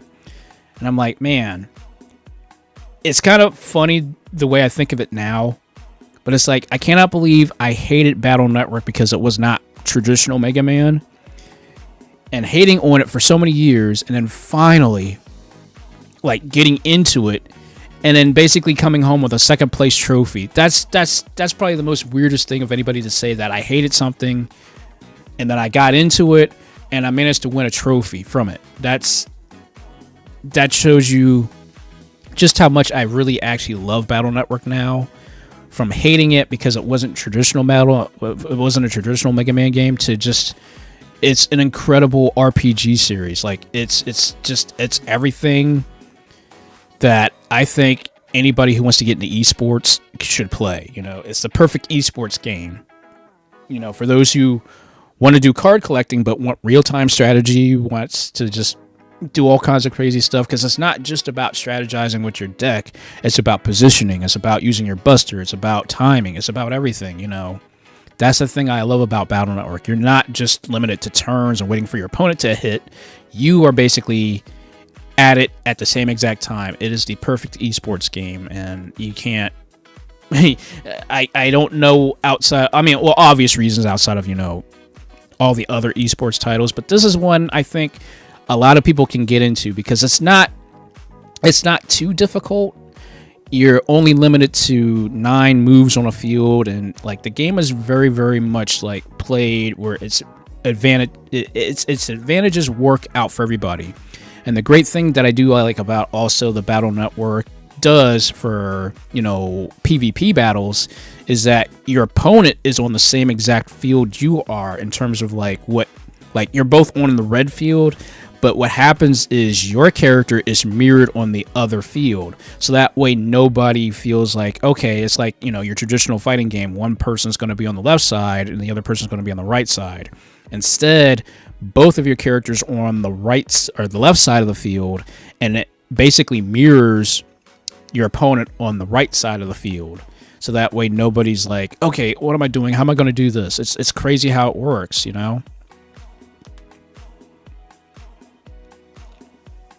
Yeah, basically when emulation with online abilities basically became a big thing, then that's when a lot of people started going to emulation to do actual Battle Networks. And in fact, people have done so many different things with mods and stuff like that. It's crazy the mods that I've seen with Battle Network and stuff. It's crazy what people have done with Battle Network over the years, but it's just the fact that we now have full access to playing every single, well, not every single, but the mainline Battle Network games at least. We have that option now, which is pretty nuts.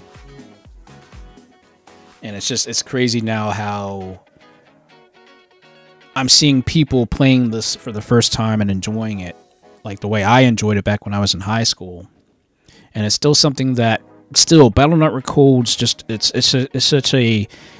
such a nice game. It's a game that firstly I feel confident in. There's not a lot of games I feel confident in, but Battle Network is one of those games I feel really confident in, that I know what I'm talking about. I know what I'm doing.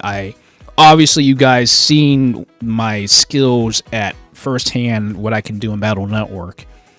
And that's because I take my time with the game and I do so much research. It's just so much thought process that goes into it, what I can do, what I can find out, and that's what I love about Battle Network in a general sense. It's just, you're not limited to just, the cards that you use. You're all about customizing Mega Man to your style. It's all about doing what you want to do to make the game work for you, how you want Mega Man to fight, how you want Mega Man to react to certain things, It's crazy. It's and I've seen people do some really sick setups with their customizers, and some people are people are so good to like basically make bugs work for you rather than against you, you know.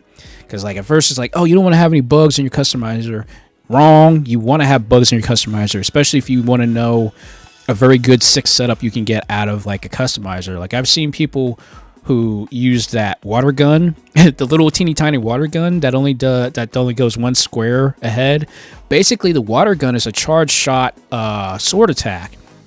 That's aqua element. So if you're fighting against a fire element type, you're already doing 200 damage just on a charge shot alone. I mean, it's crazy what you can really potentially do with the Buster when it's like that, you know? And that's actually before you put in like the Buster Max mode. Like this is a charge shot. So like literally you are doing some massive damage on a charge shot. So again, so much potential. There's so much potential, so much to learn, and just I literally just can go on for hours just coming up with new strategies and stuff. Because now that I finally got all my HP in Battle Network 3, now I can actually do a lot more customization now. I can do much more in terms of like what extra codes I want to put into this thing. You know, while I like using Hub Batch gives you all these abilities and stuff, but a true Battle Network person doesn't rely on Hub Batch alone. You can definitely do a lot of 6 setups, especially when you don't have any issues with getting error codes, so you can get the extra code. That extra code gives you an additional program without having a program, which is pretty crazy. And I like that. I like how it gives you like all these new abilities and such just by putting an extra code with the mod tools item in your customizer. So again, guys, it's like I wasn't expecting to play Battle Network all this time, but once I started playing, I was like, okay, I gotta keep playing. I'm into this. I'm into this deep. So, but anyway, guys, I've got to start wrapping this bad boy up. I want to keep playing. I want to keep going, but time's going. Plus, I'm hungry. I haven't eaten anything, so I got to get some vittles, as they say. Oh man. But anyway, guys, I want to thank you all so much for joining in. Thank you guys so much. I appreciate it. Thank you so much, guys. I really appreciate everything. Thank you guys so much for the support. Thank you guys for just hanging around and just, you know, being chatty and just I appreciate you guys so much. Thank you all. Thank you. Really, truly, thank you guys so much. So with all that being said and done, I'm going to go get myself something to eat before I have to go to work. Hopefully I will see some of you guys tomorrow night because the art streams are coming back tomorrow night, 9 o'clock, normal time. And I'll definitely be opening up commissions as well. Commissions will be opening back up tomorrow as well. So if you guys want some commissions, definitely let me know and I will see what I can do for you guys. And outside of that, I think that is about it, guys. So until tomorrow, I will catch you guys on fire tomorrow, and if not, I will catch you guys on Sunday, and of course, if I can't catch you guys on Sunday, I will catch you guys here next Tuesday, hopefully. But also, one more last thing, guys, before I close out and stuff. Because of what's going on with the new house situation, because I don't know what's going on, I don't know when the contractor's coming out and stuff like that, schedule still might be a little off a little bit, but I'm trying to do what I can with the schedule for now while I've got the chance. So the schedule could potentially change just because of the new house and stuff, but I will definitely let you guys know. Please please look at the community tab for updates and anything like that, because that's going to be the best way for me to basically tell everybody what's going on. So make sure you guys are subscribed. Make sure you guys check a look at the community tab at least once a week. I usually update once a week, but if I update anything faster than that, I definitely will let you guys know on Discord and also on my Twitter account as well. So make sure you guys are following me on Twitter as well.